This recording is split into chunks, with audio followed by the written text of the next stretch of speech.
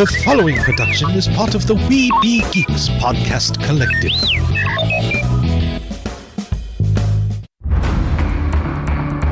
From days long ago, from uncharted regions of the universe, comes a legend.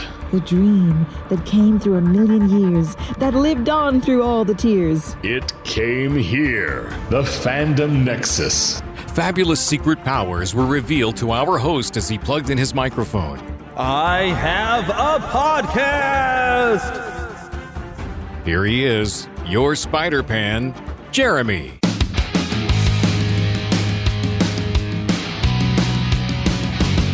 Hello, and I was about to do like I did last time. Greetings to you, worthy friends. I feel like we're in Aladdin all over again. We're back! I know, and I meant to have like a show every week for a while because we're in the intense movie season. But I guess how many weeks has it been? 2 weeks, or did we go 3 weeks? I meant to have 1 week ago, but so this is just going to be a super packed show. But of course, I'm your Spider-Man Jeremy, as the man says, and of course, I'm not here alone because we have the Lost Boy Phil. Hello there. Oh, and he's getting all Batman on us. Well, I'm doing the best I can. Okay, well, do not bring out your Joker because he will punch him in the face. That's exactly right. Indeed. That's actually just one of the games I've been playing this week. We'll get into that here later. Alrighty then. But this is going to be such a packed show because, it took long enough to get another recording going because I'll have to tell y'all why I have been so busy. And not being able to get a show recorded on time. But we've had 2 major movies coming out, so I've already decided I'm titling this episode of Gods and Kings and Little G Gods. Thank you very much.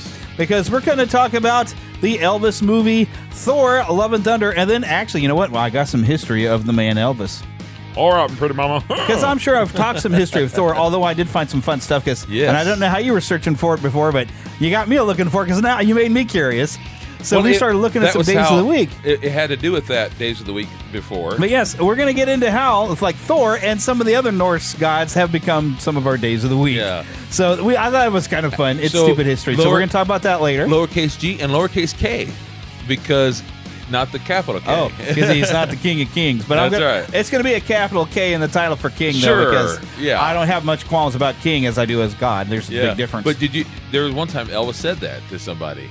That's nice. Yeah, he did. He said, "There's only one king, pretty mama." He didn't say Oh, pretty there we mama, go. but he said he did when they said, "You're the king." He goes, "No, there's one king," and he was talking. I thought that was pretty cool. Yeah, that is pretty nice. Wonder if Jerry Lawler's ever done anything like that. I'm not sure. I ain't sure neither. But, so we've got a lot of stuff we're packing into the show, which I guess I managed to get to before the music died, which is kind of the goal. I must say what's in the show before the music fades away. Okay. Yeah, so we're going to be talking some Elvis and some Thor today with a bit of history and some movies. And, of course, we have some of our regular things in host chatter, which we're just... Well, before we get into that, I got to tell you, I fear... I was so busy. I had a reason why we didn't get a chance to do a show. And you had Independence Day as well. Well, yeah, we had a holiday in there, but I had the previous week. I was given a task at work where I had to make a half-hour show where we do this thing's the Best of St. Joe, and I was working really hard on that. I had a great team of people to work with on it, but I was exhausted. It took all my time. I had to go and film various locations. Basically, we were going to local businesses that were voted by our viewers on some of the best restaurants and ice cream and pet groomers, chiropractors, so I had to go around and with a team of reporters, and occasionally I had to do it myself because I didn't have a reporter, so I had to do the interviews. But we talked to the business owners and celebrated the viewers, choosing them as their favorites. Awesome. Yeah. That was a heck of a task. I was happy to have it done. I have a feeling I'm going to have some more tasks like that handed to me. St. Joe. Oh yeah, so I expect to have more, but it was a lot of work, and I was really exhausted. So that's why, besides the holiday, we haven't gotten together to have a new episode. But we're back, and I know you missed us. Well, right? Of course. You missed us, didn't you? You hear the crickets, don't you? I know you missed us. I'm sorry, but we're back, and this is probably going to run 2 hours. This is kind of what was happening. Used to be a 1 hour weekly show. And now it's like every 2 to 3 weeks, and it's 2 hours minimum sometimes, because we get to yapping. That's what we do. Well, I'm not blessed that way, but yeah, we get to yapping. So hopefully you enjoy the 2 hour extravaganza. But getting into what we call host chatter, and I if I had any more buttons to make a sound effect for it, but I've only got 4 buttons on this thing, so only 4 extra sounds. Here's the chatter special sound effect. Gobble, Sure. gobble, gobble, gobble. Either that or we could have us going, it's time to chatter with your host. Do. Pick a little, talk a little, pick a little, talk a little, cheep, cheep, cheep, talk a lot, pick a little more. I think you've actually got something there, except for, a copyright thing. So I really from Music Man. That's a great movie. yeah. Well, have I ever seen the full movie of that? I don't think I have. I've seen it on stage before, and I saw the Matthew Broderick on TV Broadway movie. right now. Hugh Jackman's doing that. Oh, how cool would that be? He's perfect. He's perfect for it. I love it. Well, of course, then it's on Broadway and not here. Oh yeah, I wish they had it on video because I'd love to watch it. Oh, don't give them ideas. They'll find a way to sell it. Oh man, I would love They'll to package it up and I would do it because. Oh yeah. Of course, I love the original movie though. I mean, you know me. Well, especially because that dude ended up being the last Starfighter. Oh later. yeah, So- and he's pretty much. And I was watching a documentary thing about that. I think it was on YouTube, and it was showing that I can't think of his name right now. Robert. I know someone's probably yelling at me right now, but I can't think. Well, of his you're name. a pastor. You're used to being yelled at, right? Oh yeah. But anyway, he was pretty much doing almost a tribute to that role that made him so very popular when he did the Last Starfighter, because he was pretty much playing that role. Yeah, he was even kind of dressed the same. Oh yeah, he was pretty much. He was just so wonderful in that. And what I loved it, even when he sang, which he can sing, but when he would sing, he kind of did what I like to call talk singing. He would a little bit of singing, but he'd say almost like William attention Shatner. please, well attention please, and he would talk as he sang, and he was so good at it. Oh, and the lead female in there, Shirley Jones. She was in she was in the Partridge Family. Partridge later. Family. Yeah. She's so beautiful. She was so beautiful, and I don't believe she's gone yet. I don't think she's gone. Yeah, she's just wonderful. I love her. She also was in my favorite, besides the Seven Brothers, Seven Brothers. My favorite is Oklahoma, and she's in Oklahoma. Yeah, I tried to watch Oklahoma somewhat recently, and I got so annoyed at some of the characters because it's like, oh golly. But the main girl is her when she was so super young. That was her, huh? Yeah. Wow, she was cute as a button. Oh, she's adorable. Yeah. My goodness. But anyways, we go into what you have been watching. And to where I'm pardon my little bit of burping. I was drinking water. Sorry. My adventure in what I was watching this week, or what I'm going to bring up is, so I think it might have been July 1st or something, but they dropped the last 2 episodes of season 4 of Stranger Things. Now it was a holiday weekend. Do they not put them all out at once? No, they saved the last 2 episodes for July. See, I haven't really watched it yet. I watched a couple of the first episodes, so I don't know much about it. You're yet. way behind on if you ever I want to will watch. eventually get into it. Yeah, you could have the whole thing spoiled. But so because there was a holiday weekend, I didn't get a chance to sit and watch it. And all over Facebook, people were spoiling everything. I don't know why they enjoy doing that. I don't get it. And I was like, do you think we all just sat around, had no lives, didn't want to go watch fireworks or something? Come on, people. So with that, I got frustrated. I got off of Facebook, and I was like, you know what? I'm just going to have to spend some time. And the weird thing is these last 2 episodes were both like movies. The one episode was an hour and a half, and the other one was over 2 hours. Oh, really? Wow. Why they didn't break these up into like at least 3 episodes, I have no idea. Was there a good place for them to stop? Or? Probably would have if they'd have thought of it, but I don't know. They wanted to put it out like that, and so they did. And I will say, it was an enjoyable season, and it seemed like they could have wrapped it up, but I was already hearing talk before they even released season 4 at all, that they were talking about what they're going to do for a 5th season. So I was like, okay, so this isn't going to necessarily wrap up, and it didn't. It left something that could happen, but it did. This was overall an enjoyable season, and we got around to the why and the hows and the way forwards. We know who our real villain has been, for those who watched it, and it was very entertaining. And these last 2 episodes was really good, and did have some moments that I'm not going to spoil. That if you've been on social media, you probably already know about this really awesome moment, kind of midway, and we got to meet a new character that was really great, and that's all I'm going to say about it. But yeah, I enjoyed this season. I did see, I think, Phil Lawler, who is one of the writers for like Adventures in Odyssey, for those of you who know what that is. I know the name. He actually did not enjoy this season. He thought there was some stuff wrong with it. I can't remember what he pointed out that he didn't like, but that's okay. He didn't have to enjoy it. Yeah. So, but he's a writer, so I think he's very critical on getting everything just right, because he writes for radio and writes stories, and so he's probably a bit of a perfectionist, and he wants to get everything just right when he writes stuff.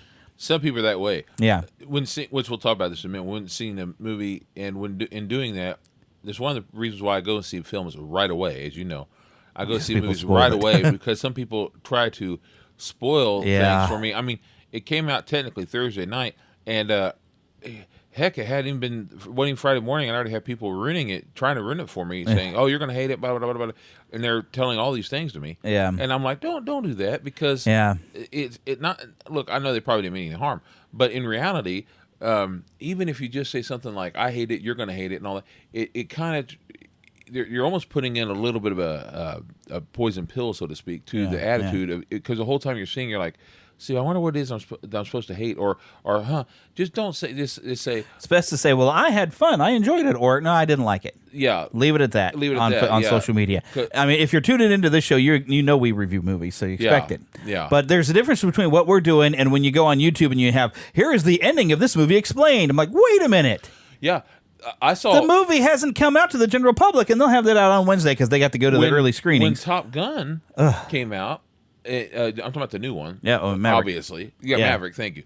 When Top Gun Maverick came out, I swear to you, it wasn't even out yet, and this was like a Tuesday night. Goodness. And they're like the problem with the ending or whatever it was, and of course I didn't watch it. I turned away from it right away, and that's the problem. Whenever a new movie's coming out, and you're like days in advance, and they're already trying to tell you how it should have ended, or they wanted it to end, or and you're like, folks, just shut up, let people enjoy it. Give it a week, but give people a chance to see it. They were super excited, and then still be careful about spoiling, because I'm trying to be very careful about not spoiling the film when I'm going to critique it here. Sure. It's a challenge. You have to really kind of think about it. Because sometimes I do need to specify what was wrong with something and also what was right about it, but I try to not give it away too much because I don't want to ruin your experience of being surprised. But we're getting really sidetracked of what we watched. Well, I don't want to ruin this. I don't want to ruin this, but there was a film I seen not long ago, and I'm sorry if I ruined this. Was it something you watched this week? Because that'd be even better. But Luke does have a father, and his name is Darth Vader. I'm sorry if I ruined it for you. I'm sorry. No. I heard some guy named Anakin was around. Something like that. I don't know whatever happened to that guy. I think Darth Vader killed him or something. I did actually watch a little bit of that this week. So, the Obi-Wan series? No. Are you watching some Star Wars? Empire Strikes Back is my favorite of all. Indeed. It just is. It's my favorite. Go ahead, though. But something else that I got to bring up that we watched this week because it's a classic. Finally got a chance to sit down and watch Johnny Tremaine. Yes. Which Disney Plus does not have. No. It has like a kind of like the making of. The promise has not been fulfilled by Disney Plus for having these old classics in there that I wanted. It has like I'm a little it has a little bit of the making of it. Yeah. Which is really weird. Which is nice, but the movie, that was a great movie. Yeah, it's a classic. But y'all, if you can get a hold of like a DVD of this movie somehow or another, you gotta watch it if you've never seen it. It was really good. And I got blessed and really lucky in order to find it online because I had to look for. If you remember, Jeremy, I had to look for months and before I found it. And when I found it, I got it right away. Yeah. And in truth, don't waste no time. Why I say it's a classic is not just because it was the Disney classics as they call it, but because Disney based an entire area, at least of Disney, Liberty Square, Liberty Square and Disney World, and they even played the music from it. Yeah, wish I could have been there with your dad and having that music. That would have been fun if I'd been familiar with it. Because in Epcot Center, they play it there too. Oh, nice. In some of the American Pavilion area, when they would do that, they'd play that. My dad would get to sing along with it, and he'd be swinging his arm back and forth. If you knew my father, and he would just love it. Marching in step. Yeah, we'd be singing it together. It's the sons of liberty. Tree, it's a clear old tree. Yes, we are the sons. Yes, we are the sons of liberty. It's just a great movie. And at least somebody on Facebook did bring up that movie because also the birthday of the lead actress. Really? Her birthday was. I want to say it was like the 5th or the 6th. I saw somebody put up that it was her birthday. I was like, oh, how sweet. And she was a pretty lady. Mm-hmm. I'm assuming. No, she passed away, didn't she? Yeah, in 1996. Yeah. I think we saw that she was only like 57. Wow. Yeah, died fairly young. I don't think we looked up why, but I was like, oh, wow, that's fairly young to die. Yeah. So. Yeah, she was also on Song of the South. And Disney. One thing Disney used to do, and it seems like they still do for the most part, but when they had what they used to call Disney Kids, they would use a lot of their actors and actresses over and over and over again. Yeah. Well, Annette Funicello was like the biggest. Yeah, from being a musketeer. Oh, yeah. Mouseketeer, sorry. That's right. But they did that Walt saw something in her. See, and Walt knew how to pick them. Oh, he was great at it. I mean, one of the last things he was writing how Kurt Russell was just going to be huge. Oh, he did. And he was right. And he saw if a kid usually could act, sing, dance. He picked them and he could see it. They'd have a lot of times he'd say they have a spark in their eye. Yeah. I remember him saying that there was like a spark in their eye, and man, was he right. And look at Kurt; he's still just awesome. He's still awesome. Yes, indeed. Yes, indeedy do. Absolutely. You may not know that Kurt Russell can sing, but he can. Well, yeah, because that Elvis movie, which we might probably get into that one later too. Yeah, that was a big thing he did. Too. Yeah, being John Carpenter's Elvis. That's how they met. And the rest is John Carpenter legendary history. And I'm sitting here wearing a John Carpenter shirt, while I'm wearing my Big Trouble in Little China tank top. I'll tell you something, man. Oh, wow. So now jumping into what have you been playing, and I ended up playing a lot of stuff. Okay, so I was still, working my way through Resident Evil 8. I've now completed that one. I've gone through it 3 times because there's an achievement for playing it 3 times, and the achievement is simply, thank you for playing. But I've got everything unlocked, all these weapons, infinite ammo on stuff, so I can go and whoop some tail on it. I just have some fun playing. I just have a ball with that one. But the most recent thing, I with my allowance, I guess you might call it, that I get $50 every time I get a paycheck that goes into a personal savings that I can use on anything. But also every month I get $5 discount at GameStop, which I need to go use. So I went in. And I'd already played through the first Hitman game, but I saw Hitman 2 was there, so I went ahead and picked that up to play that. Which I gotta say, with the first Hitman, I didn't follow the story very well.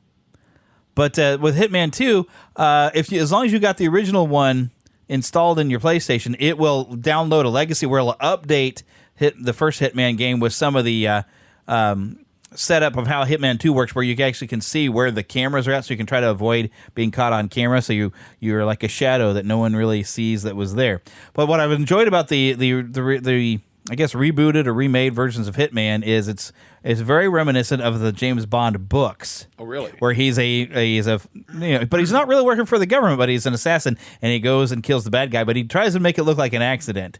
So there's a lot of different options you get on causing an accident. Although I've had some occasion. I think I lost him. You there? I see. I accidentally unhooked my headphones here, so so y'all are hearing me. But there we go. There is an item you get. What is it? It's a rubber duck. That's an explosive. Wow. So rubber ducky, you're the kaboom. Yes. But it comes with a detonator. But I like using this thing because one of the things that's useful is you can maybe have a coin in your pocket and you'll toss it out somewhere to distract a guard with what was that? And while he goes to pick up the guard, you slip in behind him and go up. Sneak where you want to. It's something they would have done in a Batman game or something. Well, yeah, Batman, you could throw a battering and cause distraction. There are things you can do in the Batman games, like you can even have a sonic battering while it goes and makes a noise somewhere, and then somebody can go investigate it, and then you can sneak in. That's cool. You are the predator. But, of course, in Hitman, the goal is to only kill the target if you can help it, because you lose points for every person who dies who's not a target. And definitely do not want to kill a civilian. Yeah. You are trying to be the good guys, and then everybody that you're going after, there's a justification of what horrible things they're doing that you're putting a stop to. I actually like that, though. So, but I do like to use my rubber duck sometimes as a distraction. But it just sounds so funny. Yeah, but even that when I first played through the first game, there was one guy I was like, I hadn't learned how to be patient to wait for my moment. I had just dropped a rubber duck over where the guy was at, and I walked away and just detonated it, and nobody realized I had done it. So when I was given the opportunity to play through the first game again with the enhancements. So I was like, let me just do that again, because I didn't understand the story here of what's going on in these games. And like that same guy, I was like, you know what? It's tradition. I just dropped a rubber duck, walked away, and just blew him up. I was like, I don't need to follow, because there's little optional stories you can kind of follow up that sets up an opportunity for you to kill your target. Suddenly, but I was like, forget the opportunity. Have a rubber duck. Boom. Suddenly, I'm reminded of Batman Returns. Because Penguin, when he blows up the dude, which is Penguin's whatever strongman. But it also reminds me of Penguin, because Penguin goes around in a great big duck. So it reminds me of that. It's a kind of reminiscent a little bit. But now here's the funny bit here. So on one particular mission in the original Hitman, there's 4 targets. And I had gotten through. I'd finally just got rid of the second target, and it took some effort and some sneakiness. I was like, "Whoo!" I got away with it. But then, where I was headed to go and try to set something up with my third target, I realized the third target was over having a conversation with the fourth target, and I was down a ledge, and they were up over a fence. I'm like, "Could I?" I throw the rubber duck over and land in between them. Nobody notices. Rubber duck. And I just start walking away. Boom! And I hear my handler going, "Well done, 47. 2 birds with 1 stone." And nobody realized what happened. They're just like, something exploded. Oh my gosh, you killed 2 of them. So, and I'm just walking away, cool as you please, like. Cool as a cucumber. Yeah, cool as a cucumber with a bald head and a barcode on the back of his head. Oh, wow. And I love the fact that he's, he doesn't have a name. They've given you a number and taken away your name. He doesn't remember even his name. He just, They call me 47. So he's Agent 47. Well, you give me another year and not even a month, and that'll be me. You gonna put a barcode on the back of your head? No, I'll be 47. Oh, you'll be 47. Yeah, well, you're about to turn 40. What? 46. Yeah, you got 46 coming up. Yeah, I was about to say, because we're not quite in August. But I finally got to where I understand the story, which is kind of neat. Is you've got 2 organizations. You've got one called Providence. Providence is actually, it's like the One World Order. They actually have control of everything. And they are actually the ones making assassins, and they're basically use them to just deal with people, quietly. Well, they had made 2 particular assassins. 47 actually was one of them, and this other guy. Now, this other guy is you hear about him kind of in the first game. He's just known as the Shadow Client, but he's been secretly sending you missions to take out Providence people who are bad people. And then Providence kind of figures out, hey, the ICA, which is the organization you work for, is supposed to be neutral. How come you're going after our people? And so at the beginning of Hitman 2, you've actually got a few assignments from Providence because there's some bad people working for what they call the militia. And in fact, the place where I went and I killed 4 people was a militia stronghold. And we were trying to figure out, well, who is this Shadow Client anyway? And so, like, after you kill all 4 of them, you actually have to go in through this thing, and you're going through their computers and all their files trying to figure out, well, who is this Shadow Client person who's been sending it off to kill these Providence people? Because it feels like we're getting played, because we're just basically supposed to get an assignment like, hey, this is, like one person, this person got away with murdering my daughter because of the money and influence that his father has. And that he murdered my daughter, and he's gotten away with it. And you're like, oh, yeah? Not getting away with it now. That's right. And that's one of the times where the first time I'd gotten through it, the story mission was I managed to electrocute him on a microphone because he was supposed to be a rock star, and he's trying to record an album at this place. But this time around, I was disguised as his drummer, but the disguise had been compromised, although they didn't realize I had been compromised. So the guy asked me, oh, yeah, go over there to the drums, and it wouldn't let me sit there and play the drums to just fit in. So I was like, the heck with it. I pulled out my silenced pistol and just blam, and ran, shot the guy and ran for it and escaped.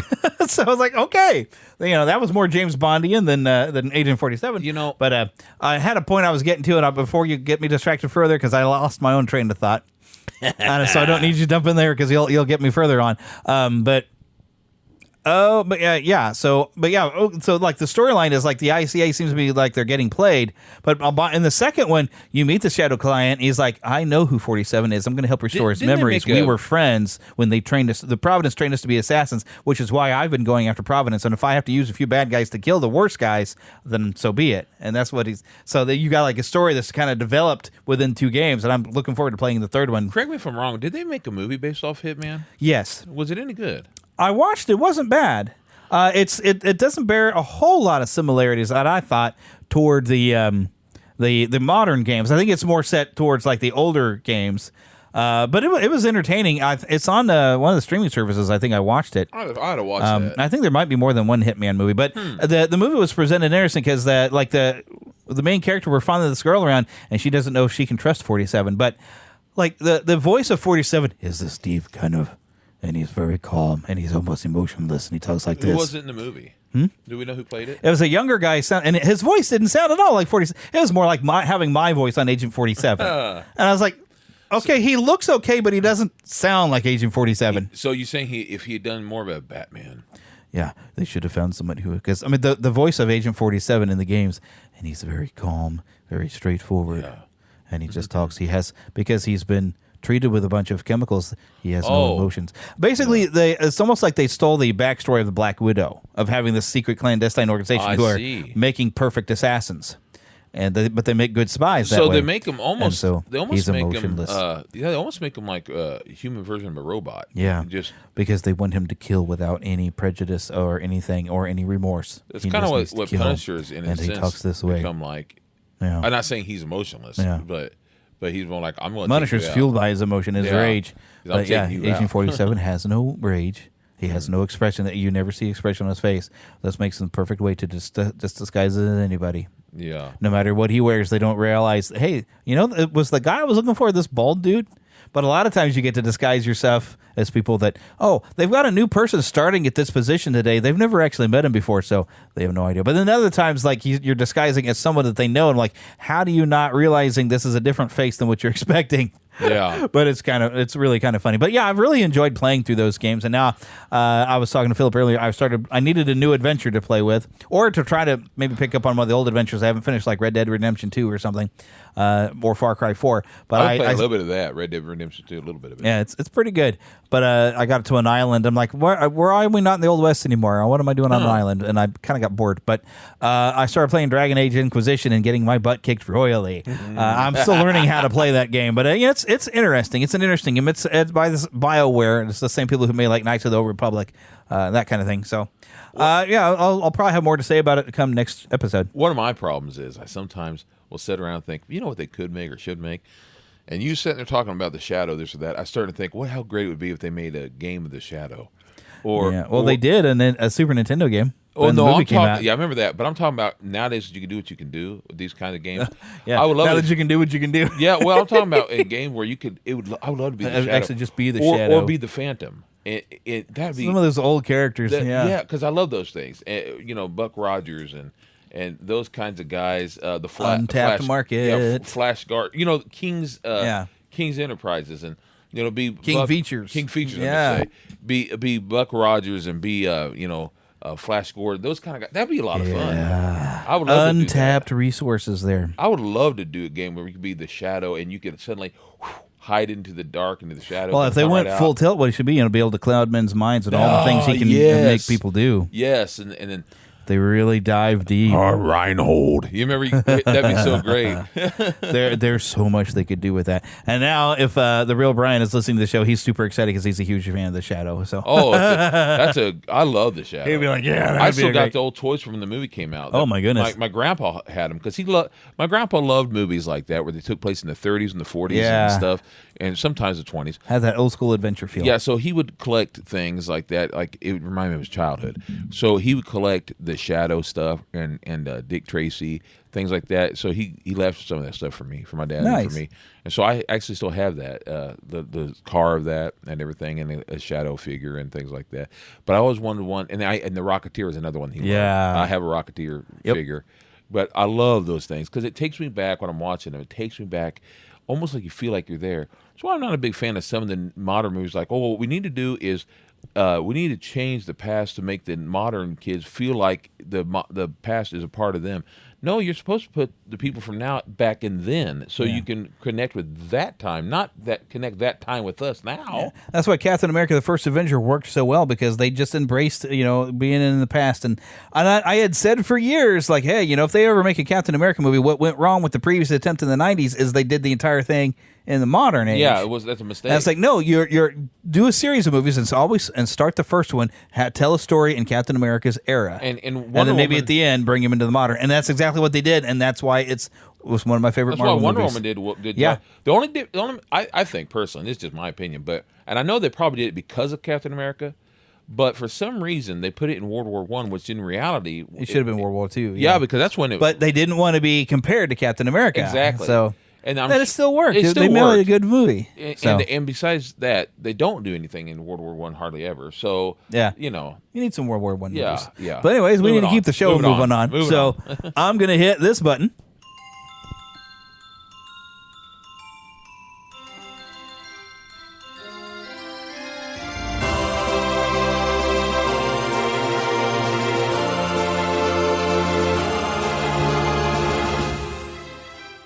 Spanning the Disney and geek universe to bring you the best in comics, toys, movies, and entertainment.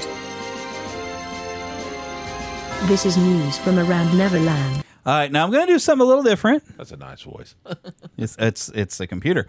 I've had that sounder for years. That's nice. But something a little different, but I thought it was kind of neat, and so I thought I was going to cover it anyway. Now, I've got a link to a YouTube video, but it's a very lengthy thing, and it's basically talking about this. But NASA, and they've been working on this, I guess, for a while, building a new rocket called the Artemis 1. They're going back to the moon. Now, this is, of course, I wish I wouldn't have read up some articles on it. I should have put some links up here so I could read it directly. I was looking at NASA's page, but the goal here is to start building basically a moon base. And with this moon base, eventually work our way to sending people to land on Mars. That'd be interesting. I just, that's not our usual thing, but that's a nerdy type of thing that I was like, hey, that's cool. That's NASA, I guess they've kind of ended the International Space Station project. They've dismantled it, taken it down, decommissioned it. The next phase for NASA to do something is going to the moon. And that, if I was an astronaut, I'd be like, can I go? How cool would that be? Just like, I want to go to the moon, So I thought that was kind of exciting, especially they're going to build something on there. Fly me to the moon. And he's going to, of course. I can't help it. Of course. Let me play among the stars. I can't help myself, folks. I'm a Sinatra nut. Well, I'm going to make you feel old. I already do. Atari is older than we are. I know. But there's a 50th anniversary for Atari, and they're having an anniversary. Let me just read directly what's on their website. Atari is celebrating the 50th anniversary, and with it, the spark that launched the modern video game industry. It has been 5 decades since a small team in Silicon Valley first combined their creativity, curiosity, and passion into making video games and hardware. The result of their efforts was Atari, one of the most recognizable and enduring entertainment and pop culture brands in the world. So they're going to have a collection here. And it's coming for the Atari VCS, Nintendo Switch, Xbox One, PS4 and 5, Steam, and Epic Games Store, which I'm not that familiar with. But we're looking... Oh, let me see here. The games were on the other side of the screen, and I just scrolled away from it. But we've got Sword Quest, Air World. Yes, you read that right. After nearly 40 years of waiting, the team at Digital Eclipse has created the fourth and final entry in the legendary Sword Quest series, inspired by the design concepts of original Sword Quest creator Todd Fry, who will be the first to solve its mysteries and finally complete the quest. Now, I've heard of Sword Quest later. I didn't play it when I was a kid. But I think I remember it, but I never did play it. I think you can stream play it on for your PlayStation Plus account. They have Atari Classics, and I think they have the 3 other Sword Quests. But also, there's Haunted Houses, which is the original survival horror game, as they say, for the Atari Twin Center, getting a modern 3D voxel-based sequel featuring more houses, more spooky situations, and more urns. You got some new games, and I think there's even be a part of this collection is going to have some of the old games as well. There was a trailer and everything put out on YouTube, but I'm not sure when this is supposed to come out. But what we've got here is Digital Eclipse creating Reimagined Series, 6 new games that revisit, mash up, and reimagine Atari classics. Each of the new games is included in the Atari 50th anniversary celebration. This is coming out fairly quickly. They're even going to deal with stuff from the Atari Jaguar and Atari Lynx platforms. I remember that. Yeah, they were a couple of some handheld, and them trying to make some stuff that just they didn't quite sell as well. I remember. Yeah. But here we go. We've got interactive timelines, which combine historical trivia, digital artifacts, all new video interviews, and playable games into one singular experience. When you encounter a game in the timeline, you can immediately play it without losing your place. So here's my question about this. Is this going to be those games looking good like nowadays, or is this going to be the old-looking stuff like Squares and all like they used to have? That's not insult. The answer is yes. Oh, both? Yeah, it looks like we're going to be getting the old games plus some reimagined and remastered versions where they've kind of remade the game. Well, because I had for a while there, way, I had Qbert, and they had the original. Oh, yeah. And they had also a newer version of it where it was more 3D-ish, because you remember the old one where it was just like, and he jumping up and down. I loved Qbert. Oh, me too. And I remember they had a cartoon even for a short time, and I loved Qbert. He was so much fun. He was part of the Saturday... Starcade or something like that. Yes, and they had Donkey Kong Jr. Donkey Kong Jr. And you even had Pitfall. Yeah, and that was the old. That was also about the same time. I think that we got the was it Hanna-Barbera that made the Pac-Man series? Which they made a video game eventually based off of that cartoon. Even later on, they actually played the music. I think it was actually an arcade game called Pac-Land. You'd hear. Yep. I love that also. Oh, indeed. You can see Anyways, I think you were about to say something. We got you distracted. Sorry. Yeah, you get that. I know. I threw you for a loop there. We were talking something about Q*bert. Oh yeah, because you got was it on your phone or you got it somewhere? You got it was on PS5. Yeah, you got a new Q*bert. So you have the original, and then you have more of a 3D where it's not just up and down on that little. You don't want to call it triangle, I guess. Cubes, pyramid cube. It's yeah, that's what it is. It's more like a pyramid cube thing. Yeah. It's kind of like that, but it's still more, it looks more of a new version of it. I don't know that I've ever played that over here. Yeah, I have it on here, I believe. Yeah. We'll have to do that sometime. Unless I got rid of it. I don't think I did. I think it's still on there. I bet I can get a version for the PS4 right now, too. But it's pretty nice. It's Q*bert. Yeah, I love Q*bert. I used to play that on the Atari all the time, too. They had toys of it, and I guess people were on different toy fronts were all trying to get on board the new Atari phase at the time. So these little things, which were all those vinyl posed things and stuffed toys and all, it was done by Kenner. Yeah. But then there were other companies, and I still have my old Pac-Man one, which looked really different. Oh, neat. And we had Mario, and he looked really cool because at the time he was just known as Jumpman. Yeah, that was it. And that's Jumpman. Because I used to think they were saying junk man. Because he dressed a little like a guy who probably could be working at the junkyard. I didn't know he was a plumber. Of course, now I understand that. I don't know if they intended for him to be a plumber. I remember a coloring book that he was like a construction worker. Yeah. And sometimes he was a circus owner and he actually owned Donkey Kong and Donkey Kong went crazy. Yeah, that's what I said. I don't. So they've kind of made a little Mario was kind of the jerk. You know, he was keeping an ape at his circus or something. Yeah. Because they're trying to make it like Donkey Kong, which technically the creator is trying to call him Monkey Kong. Yeah. He just didn't know because he didn't know his English extremely well at the time. I've seen him kind of making fun of himself about it later, which I thought was kind of cute. And in a way, because he's kind of going for King Kong. Yeah. But I think it's kind of cute. Without getting in trouble. Yeah, I think it's kind of cute that he did that. It makes him different. The character. Speaking of some classic Pac-Man, though, when I was at Hobby Lobby, and if I'd have had somewhere to fit them because it was good for Game Room, they had some really neat old school classic style Pac-Man's my things. Guy. They were like 3D kind of thing where it had like where it's like a lenticular, I think they call it, where you could look at it and be like the arcade screen, but then you'd move to the side, and it had like the old thing where Pac-Man was like the weird two-legged thing and being chased by ghost monsters. Now you got me thinking. It was so great. Pac-Man has always been my favorite. Yeah. I almost bought a tie of it recently where it looks like the screen. Because I collect ties. But here's, with me personally, I probably said this before on here. I call myself the Pac-Man because my initials are PAC. And so I'm the Pac-Man, and I always have been, even as a kid. Of course, it was one. And you like to eat? Oh, not me. But I loved the Pac-Man cereal. Do you remember the Pac-Man cereal? I remember it existing, but I don't know that I ever ate any of it. Well, here's what they did. I was raised on generic, man. We had that too. Pardon me. But General Mills. Who made that? They would actually. There was one of the only things that Aldi's sold was General Mills. As far as actual companies, they didn't have Kellogg's usually. Once in a great while, and they usually didn't have Post. They only had Quaker Oats occasionally because we would have Cap'n Crunch, and they would have General Mills. So they had Pac-Man because it basically had your those little puff ball things. Dots. Yeah, those little dots. And it had like Marshmallow Ghosts, and right? Marshmallow Ghosts and Pac-Man. But then I guess they're like, okay, we need to sell them more. So they just brought out Super Pac-Man. So we're gonna have Super Pac-Man cereal. We're gonna make them bigger, and they put Cape on the. At least I don't remember if the Cape was actually on the cereal. But I remember that on the box, at least, that Pac-Man had like his character had a cape on him, like he's flying to save the day or whatever, And then I wish they'd bring that back, but make it taste right because when they tried to bring back Ghostbuster cereal for Afterlife, that cereal was terrible. I remember the cereal back. I never had the original either. Oh, I did. It had somewhat of a citrusy taste. I'm talking about the Ghostbusters. Yeah, see, that would have been good. But the Ghostbusters Afterlife was not like that. And I'll it was tell you not what good. else I loved back in the day when you bring out cereal for everything, and they do that now a little bit. But they had I loved the Mr. T cereal. Yes, Mr. T. Which it was done by Quaker Oats, and all it really was Cap'n Crunch. It looked like a T. Yeah, but I loved it. I loved it. Cap'n Crunch, you fool, Cap'n Crunch. I pity the fool who ain't eating my teas.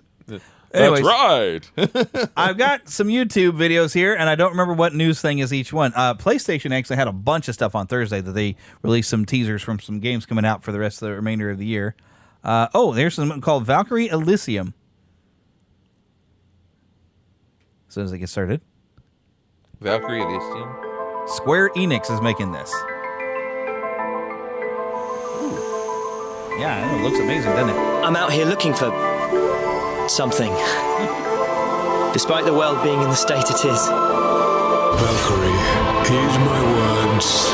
Ragnarok tears our world asunder.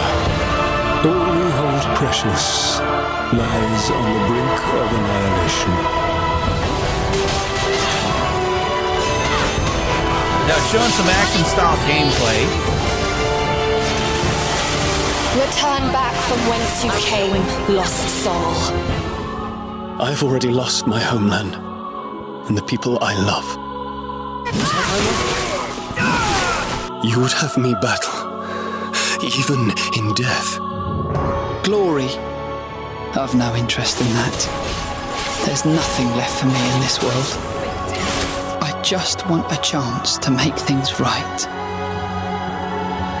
My name is Christopher. I have protected this land and its people as my forefathers did before me. Very well.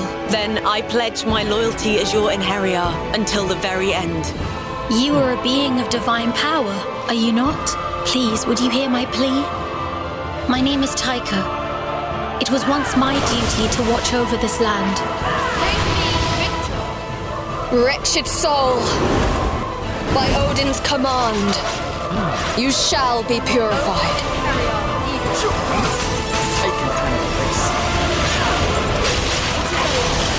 Basically what so we have this here is one of the 4 gifts. If I had to guess, I'd say this was Gungnir. We've got a Japanese action-style game based around Norse mythology. Yeah. Engrave it upon your soul. Divine assault! Nibelung bless you! Please allow me to conduct a small test of your metal.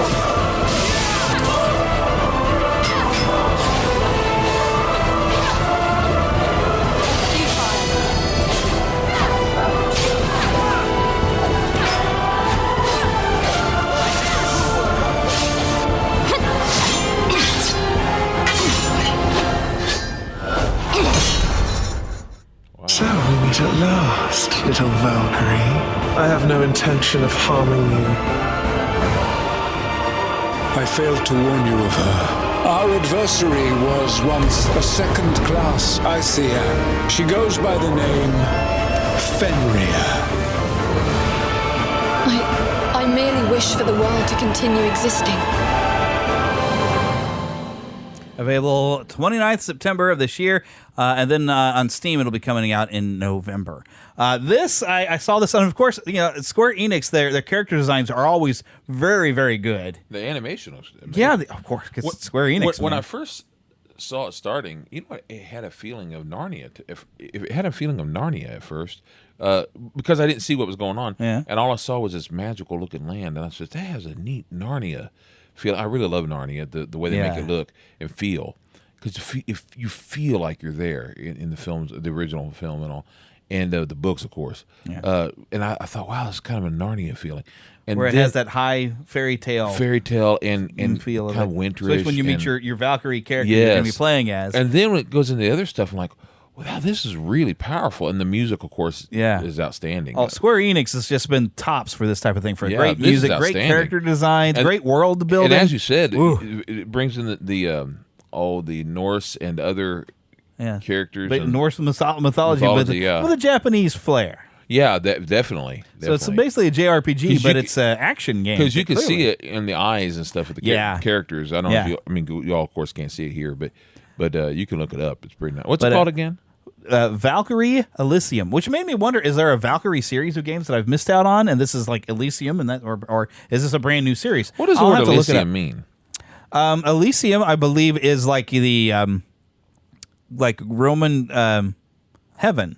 Because like in Gladiator, it's like if in the middle of the battle you find yourself walking through a field, well, then you are in Elysium and you are already dead, and the battle no longer concerns you. That kind of thing. So I don't know what meaning they're going with in this. So sure.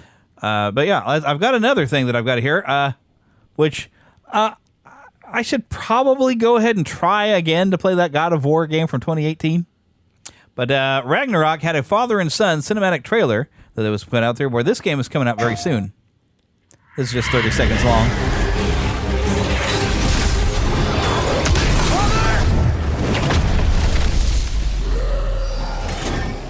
When you are at your weakest. When fear and doubt are a burden too heavy to bear. Remember this. You are not alone. Rated M for mature. Ooh. November 9th, which people have been anticipating that one because there was a lot of people who, maybe they weren't fans of the original God of War games, but they became really big fans of that last game. I have a hard time doing a melee combat game that's not first-person perspective where I'm using the right trigger buttons what's the melee to attack. mean? Melee, that's hand-to-hand combat. Hand-to-hand combat, okay. I can shoot you with that for the trigger finger button, but I have a hard time translating in my head to do it like an attack with that button. I kind of have the same thing. I streamed it a long time ago. I attempted to play it, but when I got to that first boss fight where it was more like intense, I kept hitting a button trying to attack with a button, and it was actually a button where you summon his son to fire an arrow to stun the character, and he'll yell "boy" every time. So I kept hitting the button, going "boy." I've heard you do that before. So that's as far as I've ever gotten. Now they have recently re-released God of War on the Plus subscription service, where I have it available for me to play. So I will make an attempt to play the game again sometime, maybe before November. We'll see.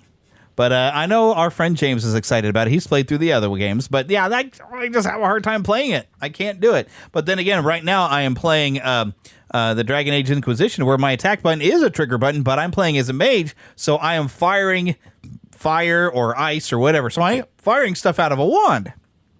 So it still kind of works for me.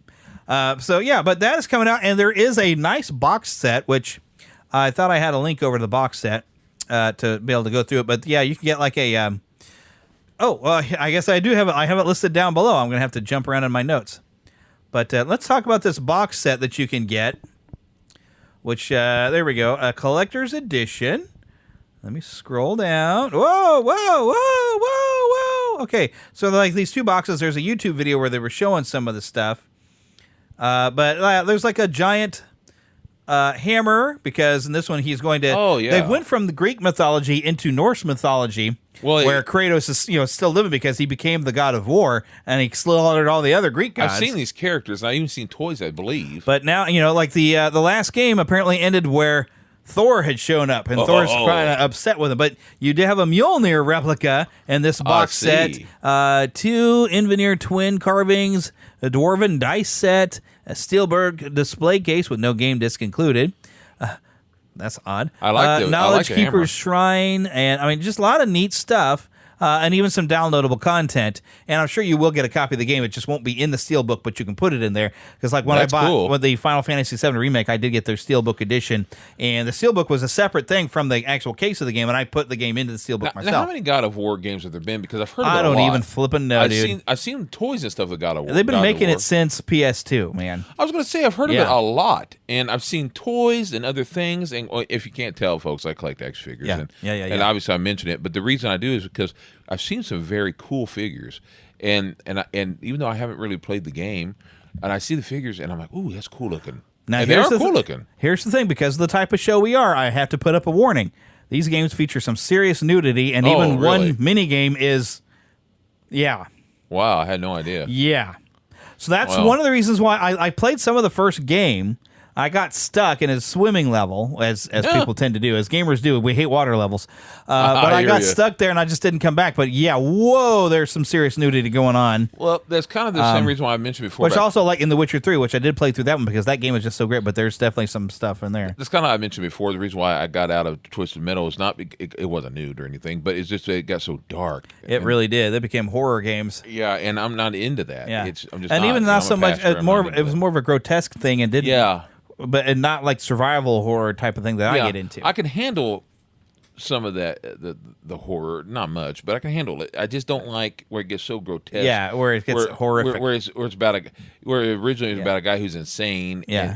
But fun. Where a playable character becomes the killer clown. I don't want to play that guy. Yeah, when he was supposed to be a crazy guy, and the next thing you know, he's murdering his family and all this stuff. And it was showing bad things like videos where you saw he was coming up on children from his house and all, and you can tell he's about to kill them. I'm like, I can't handle that. Yeah, I don't want to play that. I don't want that stuck in my head. I don't. But this is like with this new God of War style. It's basically Kratos living with the regret of all the things he's done in his past. So it's like a new story, and now he's had a family, he's had a son. Oh, okay, he's changed. It's years, probably centuries later. Who knows? Maybe an old man. Maybe. So but no, he didn't age. He's immortal because he is the God of War. He took Ares' place in the very first game, I believe. I see. So he's immortal. So. Well, he's not an old man. So people got it, and so I wanted to check out the new one to see how they've changed the series and the character. He's not an old man, but because he seemed like a jerk in the original games, in my opinion. But yeah, but moving on. That's a long time. You know what else is 40 years old? I'm going to make you feel old. Oh, what? Prepare to enter the game grid.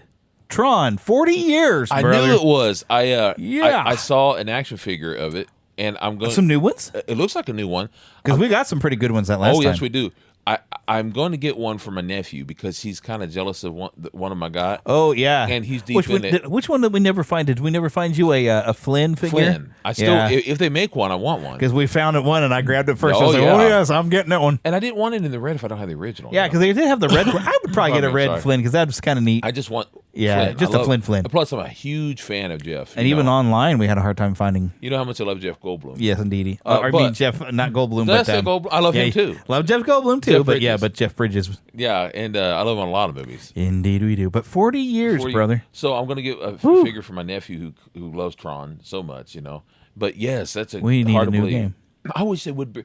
I recently played some Tron games. They're a lot of fun. Yeah, you know that one that you used to have? I've seen it streaming on the PS Plus. Yeah, it's fun. I need to go play it. Tron Evolution, was it? I think I have one on here that you might want to get a try. It has Tron, and I don't remember the name of it. Tron something or other. It's based off the Evolution, but you can be on the in the cars. Can we get a light cycle is though? A blast, man. I want a light cycle. Yeah, they got that in there, I believe. Yeah, it's a lot of fun. See, I would like to have a Tron game that was actually set in the classic style universe. Me too. That'd be so great. I mean, I'll take what I can get. Somebody make it happen, please. Oh yes, I want to be. I want to be Flynn. I want to be Flynn. I want to go through the movie and then go into the newer ones. Make an entire universe. Heck yeah! It'd be the older Flynn. Be all of it. Because if you get to where you're living in the Tron universe, because nowadays the way you can do things, because it almost feels like you're living it. Yeah, it's almost becoming reality now. That's one of the things. Even Ready Player One, it seemed almost like it's feasible. Yeah. It's one of the things I love about the World War II games, where they feel like you're living in the doggone reality. Yeah, I honest to God, at times am sitting there playing those games, and I feel like I'm out in the forest. I can hear the wind in it. I can feel it going against me. Games become an experience. Oh yeah, and I hear the bullet go by my head, and I swear to you guys, I'm ducking. I'm ducking.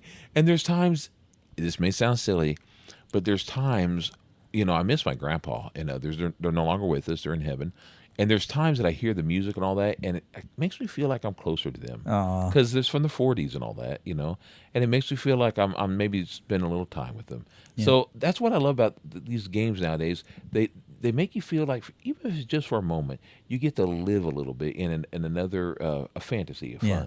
As long as you get to go on an adventure. As long as you know it's just for fun, I don't mind that. But I would love for them to do that with Tron and other things. Yeah. Well, how would you like to be a pirate? I like it. Well, Ubisoft, or it's either Ubi or Ubi. I'm not sure. Ubisoft for all I know. But what's weird about this game, it's in the Indian Ocean. And I thought I had a link there was a game trailer, a couple different ones. One was like an 8-minute long. They're describing the gameplay. Another one that's just kind of showing an example character. But it seems like you get to create your character. But you're a pirate on the Indian Ocean. And I think there's a main story you can play, perhaps. I don't know. But it looks like you get to play online. And it's more of a realistic style pirate game compared to Sea of Thieves. Yeah. Which I've tried to enjoy, but Sea of Thieves has been kind of frustrating. Or anything like that. It's like It's more trying to be realistic because you have to manage your crew and keep them from mutinying by making sure they're all well fed and they're taken care of. And you have to buy your ship, you have to take care of your ship and all this stuff. So I mean, it's a kind of an in-depth pirate game. But it's called Skull and Bones. I can't remember if it's coming out this year or next. I didn't pull up any of my YouTube links to where they have some trailers for it.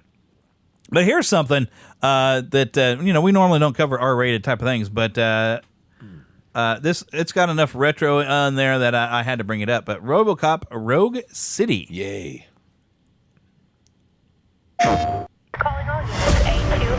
In local news, a new crime wave that is sweeping Detroit has already claimed the lives of 21 police officers. Disturbance? I'm a big fan.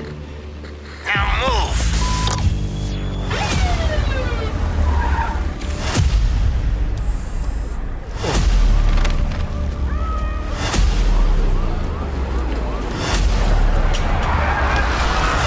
Can you fly?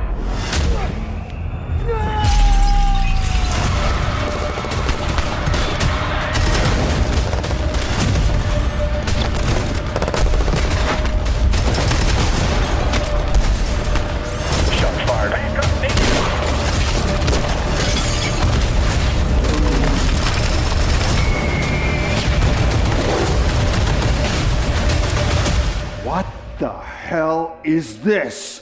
Where is all the money? We all saw it hesitate in a life and death situation. Why? Listen, I would trust this guy with my kids. I mean, if I had any. This was just an isolated glitch. Dead or alive, you are coming with me.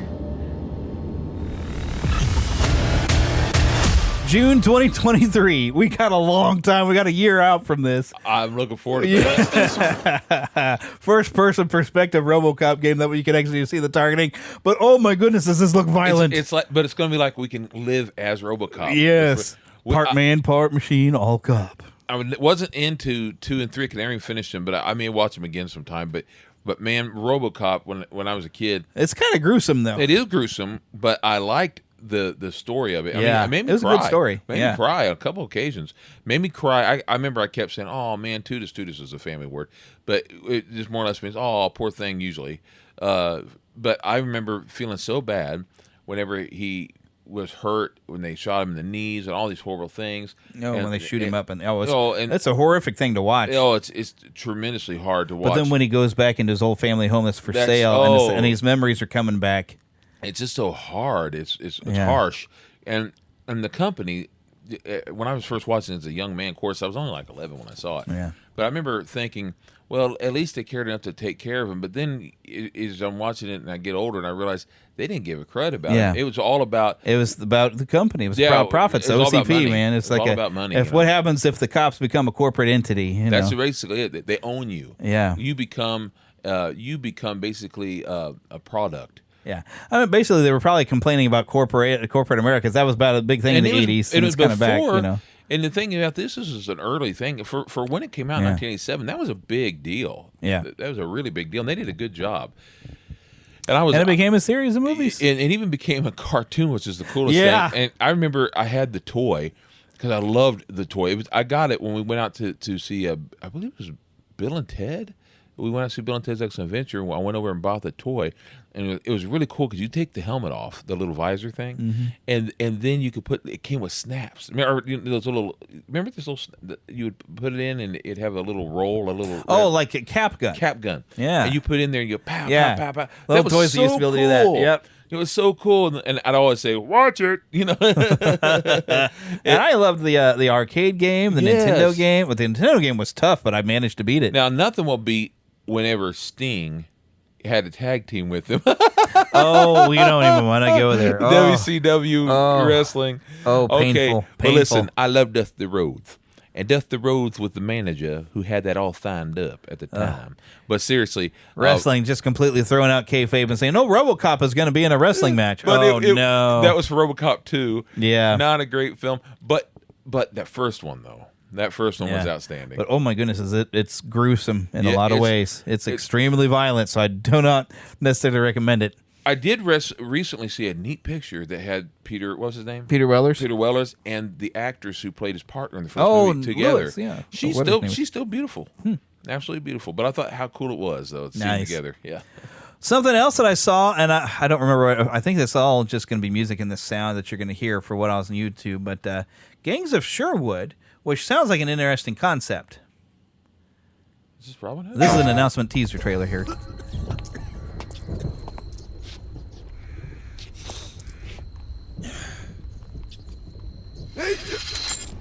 The sheriff appreciates your contribution.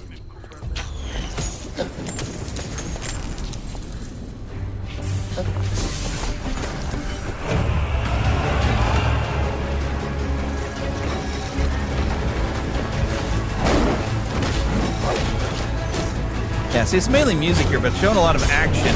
Let me find the description. Is this Robin Hood? I love Robin Hood. Play as Robin, Marion, Friar Tuck, or Little John, 4 heroes with unique, fully customizable gameplay styles, and set out in search of riches to plunder so you can give them to the poor. I want From Sherwood Forest to the Sheriff's Flying Castle, the way forward is blocked by hordes of enemies. So, yeah, this could be a lot of fun. I mean, it's kind of a different take on stuff. Well, but, you know that I'm a big fan of Robin Hood. Yeah. This might be a lot different than what you expect. Maybe, but still, just the thought of getting to go against Sheriff of Nottingham and all that. It could be a lot of fun. It could be. It could be. I don't a lot like of fun. usually when they change things up too much, but I don't think they're going to do it too awful much. They might. We'll see. But, We'll see. But that sounds fun. So I'll be keeping an eye on it because that was just the announcement that it's going to happen. But here's something we got to hear a little bit more about Lord of the Rings Gollum. So does that get started? Now, granted, Some calls us Gollum. What is it, precious? The precious, of course. The precious. We want it. We want it. this is trying to fill in some extra gaps that Tolkien never wrote for Gollum, though, so it's going to be an original story.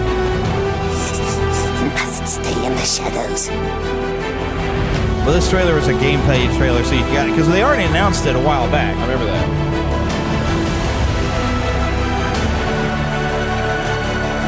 Get to higher ground.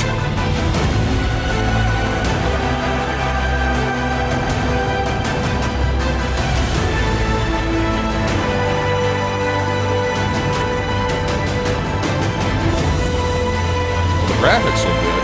Yeah. And, I mean, this is, it's a little bit more bookish. I mean, the look they've been doing with Lord of the Rings games has been basing the look and style off of the film series. Sure. But they've been coming up with a lot of original stories in that world. And I've got one of I never finished The Shadow of Mordor, which kind of it was What if interesting. he watches us, the Dark Lord? What if he sees? But the Shadow of Mordor, it played almost similar to the Batman Arkham games in style, and it threw me off. It was a little weird. I need to try again. I've restarted playing that series, or that game, at least 3 different times. I should come back to it sometime. It wasn't bad. They made a sequel, but basically you're playing as one of the humans that becomes one of the ring wraiths. Oh wow! So yeah. So they got really inventive there and came up with stories that aren't in there, so they're not quite the same. Every time I hear that with the ring wraiths, I can't help but think about that movie, and this is kind of a salute to James Caan, actually, but who just passed away. Oh yeah, I guess we should mention that too. Yeah. But remember on the movie The Elf, where I didn't like that movie. But you remember how they had that Lord of the Rings moment where they had those guys? No, I don't remember it at all because I only watched it once and I really didn't like it. They had that moments like Lord of the Rings, or those guys, the writers, those people go raiding. Okay. And they're in the park, that whatever that park in New York is called. I don't remember. Central Park. They come running it's just like the scenes from the Lord of the Rings. They're coming there looking and searching, and that part reminds me so much of Lord of the Rings. So it's supposed to be doing. Yeah, I guess so. But yeah, either or. To our the wonderful James Caan, did a lot of great movies. So this is my salute to him. Salute. But here's another one that I've not heard of the original games of this. It was called Sword and Fairy. And it was a series of games that's been running for, I guess, a very long time, like 27 years ago. is when it started. So let me just read right from the website here from eastasiasoft.com. Enter a realm that blends the ancient mythology with traditional Chinese aesthetics in Sword and Fairy Together Forever, the latest mainline entry in the nearly 27-year-old RPG franchise. Weaving its tale between the three clans of human, deity, and demon, Sword and Fairy Together Forever puts you in command of a memorable party of characters, each with unique personalities, motives, skills, strengths, and weaknesses. Only together can they shape the future. Now, this got my attention because, with all the PlayStation things in there, I believe the trailer here is mainly going to be music, but you were talking about the look and style of that Valkyrie game. I mean, this is very similar. I haven't heard of these before, but it's very neat in style, and the gameplay looks very unique. So I'm actually pretty interested in this. It's one I think I'm going to check out. Now, I've got some stuff I want to save for because I definitely need to make sure I have enough money to get the next in the Final Fantasy VII series, which I forgot, is it Rebirth or whatever? It's the next one. But yeah, so it kind of got my attention when I got to look at it because the style of it was really, really, really neat. If it was more than music, I would show it to you here. But I was just going to tell you that it exists. But you know what it's actually time for us to do? What's that? Go to the trailer park. Mama, another gator got in the house. Another gator? Give me that sugar. Come here. Get him, Mom. Get that gator. The Neverland Trailer Park. Alrighty, now I didn't label these, so I don't know which trailer we're about to listen to. Oh, yeah, this kind of surprised me. I mean, I knew it was coming. Ah, yes.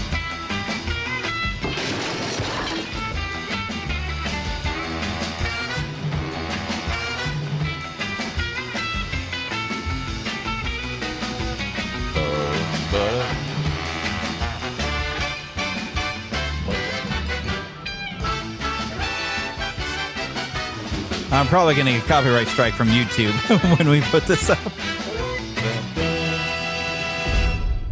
When there's some... Hang on. There's actually some dialogue.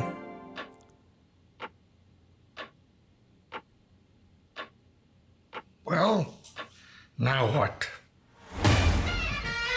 So, when I first heard about this, written and directed by Rob Zombie, that he was going to do the monsters, I was a little nervous because Rob Zombie, he likes to do monster stuff, but he likes to do some seriously messed up monster stuff. But I mean, he full loves the monsters. I mean, and I was worried, is this going to be a tribute style, or is this going to be a horrific monsters? Looking at this, surprise, surprise, it's a love letter to the old monsters. Now, I wish, though, instead of putting it in color, that they kept it black and white. Yeah, but there's been so much of both that I imagine... I love it in black and white, though. It feels like an old classic monster movie that way. I imagine, though, because it's been in color for so long, different ones, even some of their movies were later, they kind of almost have to. His car is from one of the movies that was in color. Yeah, the Dragula. The Dragula. It came from when they went... really the only good of the two, because, not that it was great, but... it was fun, and they went doing racing, and that's where they got the Dragula from. Yeah. It wasn't really from the show; it's from that movie, and that was fun. I actually seen that in the theater when they used to have those what they're called PTA movies. Oh yeah, when the school you'd get tickets to go for your summer movie that's programs. before you had a whole lot of. It's like kid going movies. to summer camp for watching movies. Yeah, and you didn't have a whole lot of kid movies back then. You had some.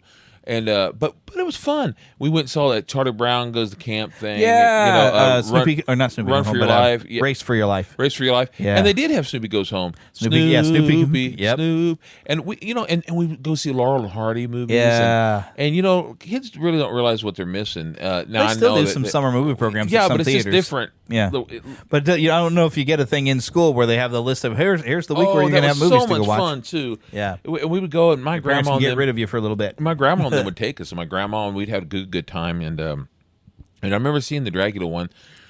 I really enjoyed it. It was because I love the monsters. And that was so great. I remember going to see Dragula and coming home, and the monsters were on TV. Yeah, and we were so excited because we loved the monsters. Yeah, and we would.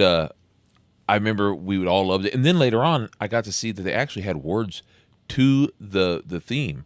And when you're walking home at night, da da da da da da da, and it was great. And I was like, wow. Well, I'm more used to whatever happened to Eddie. Yeah. Which Butch Patrick actually recorded, and I did get to meet Butch Patrick like second or third season. I got to talk to him just a little bit. Butch Patrick there, who was Eddie Munster. Hey, do you remember they had a horrible sequel spinoff show, or what do you want to call it? It was horrible in the 80s, and Where are the Munsters today? And it was bad. It was really they even bad. tried to do one called, it was like a Mockingbird Lane. They tried to do something Yes. here somewhat recently. But this actually, I mean, we've only got to see a little bit of it, and it's supposed to come out. It's a movie here, 2022. I don't know if it's going to be streaming only. I think that's what I heard initially. But it looks like Rob Zombie did this. It's like a love letter to the Munsters. So I'm actually looking forward. I bet it'll be out here by Halloween. Now, is Rob... Is he playing Grandpa? Because who's playing him has a mustache and he looks had familiar. like big mutton chops there. Yeah, he looks familiar. I don't think that's Rob Zombie. I'm not Probably sure who not. these actors are. But he looks very familiar to me. And I'm not sure I who don't it know. is. Well, one of them, I think Cassandra Peterson. Isn't that Elvira? I know. I bet And I think because her playing, not Morticia, but no, Morticia's from the Addams Family. Lily. Yeah. Her playing Lily was kind of perfect. Oh yeah. So, but I don't know who's playing Herman, but he looks great. Yeah, and he even had the behavior right when he came through the door. Of course, it's hard to replace the original actor. He had just such a You know who'd have style. been really good at it though? Not to say anything on this guy, I don't know, but not Robert. The guy who played Robert from Everybody Loves Raymond. Brad Garrett. Brad Garrett. Him was Eddie Munster. Not Eddie Munster. Wow, Now Herman that- Munster. now that would I was be thinking funny. of Butch Patrick. So That would be But funny. Him as Herman would have been so funny. Oh man. Now I want that to happen, but I guess it didn't. Oh well. That would have been funny. But yeah, for something that I was not excited about, I got to look at that, and I said, "Oh, thank you, Rob Zombie." Yeah, Rob Zombie's great. Yeah. Now here's something that, well, I'll save my opinion for when I see more. I mean, I heard it was coming.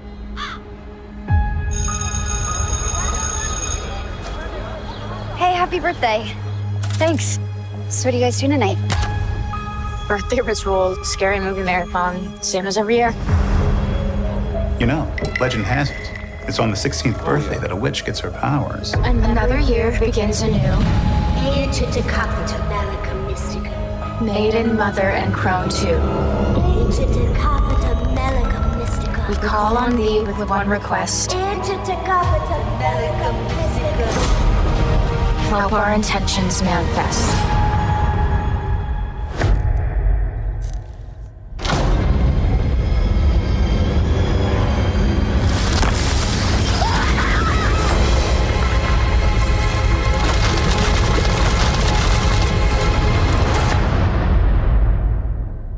Lock up your children! Yes, Salem, we're back! Hey, it's the Sanderson sisters. I bet you're looking for the stage. Always. So coming to Disney Plus, can't say that I'm excited yet. I love Hocus Pocus. Yeah, it's fun. But how you come, because a sequel seems very unnecessary except for the money grab. They've been talking about it for years. Yeah, they've been talking about, but it's a money grab because really they were completely obliterated. There's it's become a very popular thing for years. Yeah, and Kids, they realized that Disney has only recently realized that people really loved that movie. It's They fun. didn't go to see it in theaters. It was corny. But went on video and everywhere else. I We did all though. watched it. I went and saw it in Yeah. the theater in '93. You were one of the few. Yeah, in '93. And well, it was weird because it came out in the middle of the summer. I took my mom to see it. We went and saw Jurassic Park that week, and we went and saw Hocus Pocus. And it was the week of her birthday. It was in August, and it was a lot of fun. And but it was corny, and I'm glad that they're doing it. I just don't know why it took them so long. I mean, you think it's been over 25 years. But you need to. Really, the Sanderson sisters is what made it good. Yes. But you've got this. You have to have a really good reason for them to have come back, and you also need to probably do something. The fact that they've all aged. It's been 30 years. Yeah. They look at it and it's like, okay, if you're supposed to have been dead all this time, you shouldn't have aged. But this time the death should have been permanent. But I'll say this: so you have to have something good, and I don't know that they I like. look good. They look good. They don't look like they aged much. Even you're back there though. You're not. No, up I've here seen at the it. screen. I've seen it close. Okay, but I'll say this: yeah, you can see some age. But Sarah Jessica Parker has aged a lot since then. To me, though, of course, I like Sarah Jessica Parker as far as an actress goes. Yeah, and I'll say I think she looks good. and I think they've done the best they could do. Yeah. But I'm looking forward to seeing what reason they have. Yeah, I want to see another trailer before I make a decision if I'm going to spend my time. I'm definitely on it. going to watch it. So. But what I'm bothered about is like it was definitely established in the original that they were the typical witches, that they were like, oh, then Satan is their boss, that kind of thing. Yeah. But now we're doing like a completely different style of witch where we've hit 16 and we're Sabrina the Teenage Witch. Yeah, you know how that goes. And so we've gone a completely different style of what a witch is supposed to be. In fact, that was around the time of Sabrina and all that jazz, or just like a little before. Yeah, with the television show and whatnot. Yeah. So, I mean, that's a completely different setup. So I'm like, I don't know how well you're going to mix that, because it seems like they don't want to make the Sandersons the villains this time. Like they're going to be like, we're going to help these teenagers to become witches.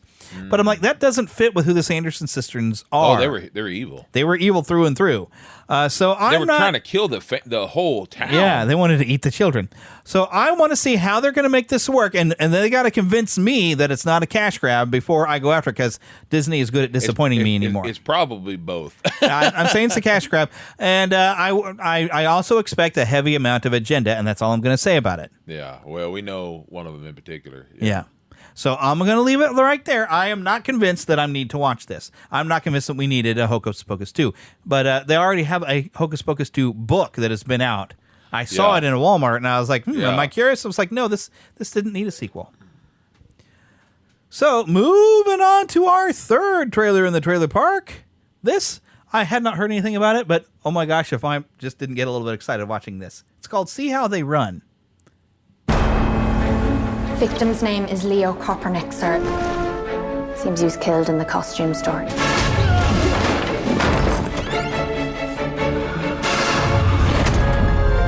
And then he was deposited here. Staged, so to speak. Sorry, sir. How much longer do you intend to hold us all hostage?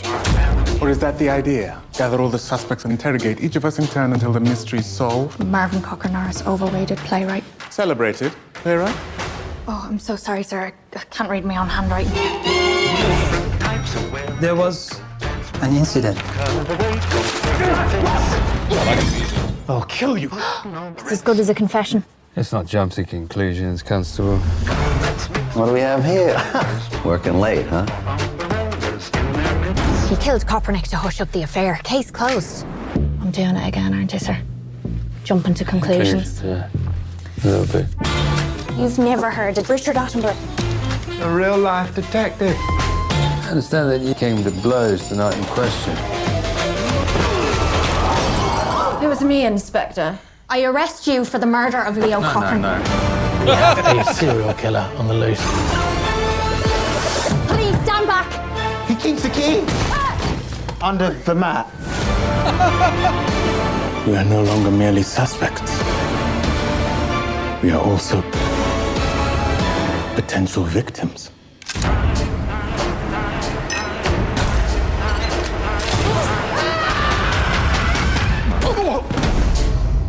So what did he do that made you suspicious? It wasn't so much what he did, it was more the way he did it. How'd he do it? Sort of suspiciously. Right. Coming September. That looks fun. See How They Run. Which I even love the cast that they're showing you. Let me pull down the list here so I get the whole listing. It's like the old style, but not just because of the time. It reminds me of Clue. It reminds me of Clue. It reminds me of Murder, She Wrote, and some of the old Murder, She Wrote. It reminds me of what was it?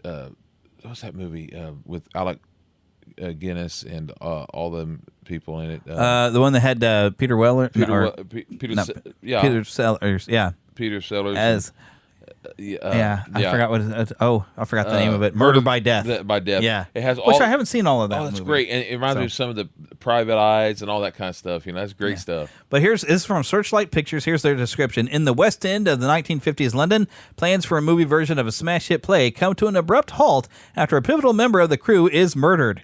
When world-weary Inspector Stoppard, played by Sam Rockwell, love him, and eager rookie constable stalker Saoirse Ronan, which I know I've seen her in something before, take on the case, the two find themselves thrown into puzzling whodunit within the glamorously sordid theater underground, investigating the mysterious homicide at their own peril. And just the constable played by sorry, I don't know if I'm saying her name right at all, Ronan, her constantly, any little thing, she's like, oh, yeah, they did it. I place you under arrest. Like, you're jumping to conclusions, Constable. That just cracks me up. She seems cute in that sense that she's so eager to solve the case. Yeah, I like that. So this is coming to September, and it's something I knew nothing of this, but I want to go see it. It just looks like fun. But speaking of movies... Want to see a movie? Yeah. Any good? It was bad? I'm fuzzy on the whole good-bad thing. My eyeballs could have been sucked from their sockets. I like it a lot. The best movie ever made. A Fandom Nexus movie review. You ain't nothing but a film critic. Watching all the movies. Yeah, thank you very much. Yeah, thank you very much. So we've got 2 movies to talk about. The first one, and we're going to come back to this topic later to talk about some history of this character, Elvis. Finally, I got a chance to get out and see this with my wife. And what was funny is there were some technical problems, so they gave us some free passes, which we used later to go see Thor: Love and Thunder just the other day. But we got out to see Baz Luhrmann's take on Elvis, and oh my goodness, Austin Butler, I believe the actor's name? Yes, Austin Butler. He just became Elvis. He did a great job. It was amazing. When I first saw him, by that I mean a picture of him going to be playing Elvis, I says, he doesn't look exactly like him because his eyes and everything. Yeah. But well, you're never going to look exactly. No, you can't look exactly. But I thought, he doesn't look quite right. But I thought, but he might do well. Then I saw a preview, and I said, he might do okay. Then I saw the film, and I said, man, it's funny how all the thoughts, I thought him not looking like him and all that, all stopped. He because, became Elvis. Yeah, he really did. The way even just the way he would pause. He was the best part of the film, in my opinion. Yeah, and which is good. Well, Tom Hanks, I think, of course, Tom Hanks is always going to be good. Yeah, he did a good job. Plus, the Colonel, he's not like Elvis in the sense that we know about him and we've heard him on videos, but he's not like Elvis. He's not simple to do. Yeah. And I've only seen a few people do him, and they did him well. Randy Quaid was one who did a good job as him. That'd be interesting. And I have that if you want to watch it. Yeah. But it was good. But the truth is, it's he's not one of those easy people to do. It's not like everyone knows him. You don't hear him all the time. We don't have a million videos of the Colonel. Right. You just don't. Yeah. Because it was this thing. Plus, as far as I know, the Colonel was trying to hide out because who knows? Oh yeah. I knew there was some bad stuff, but I didn't realize how shady he was until some of the stuff that they showed in this movie. Here's the truth.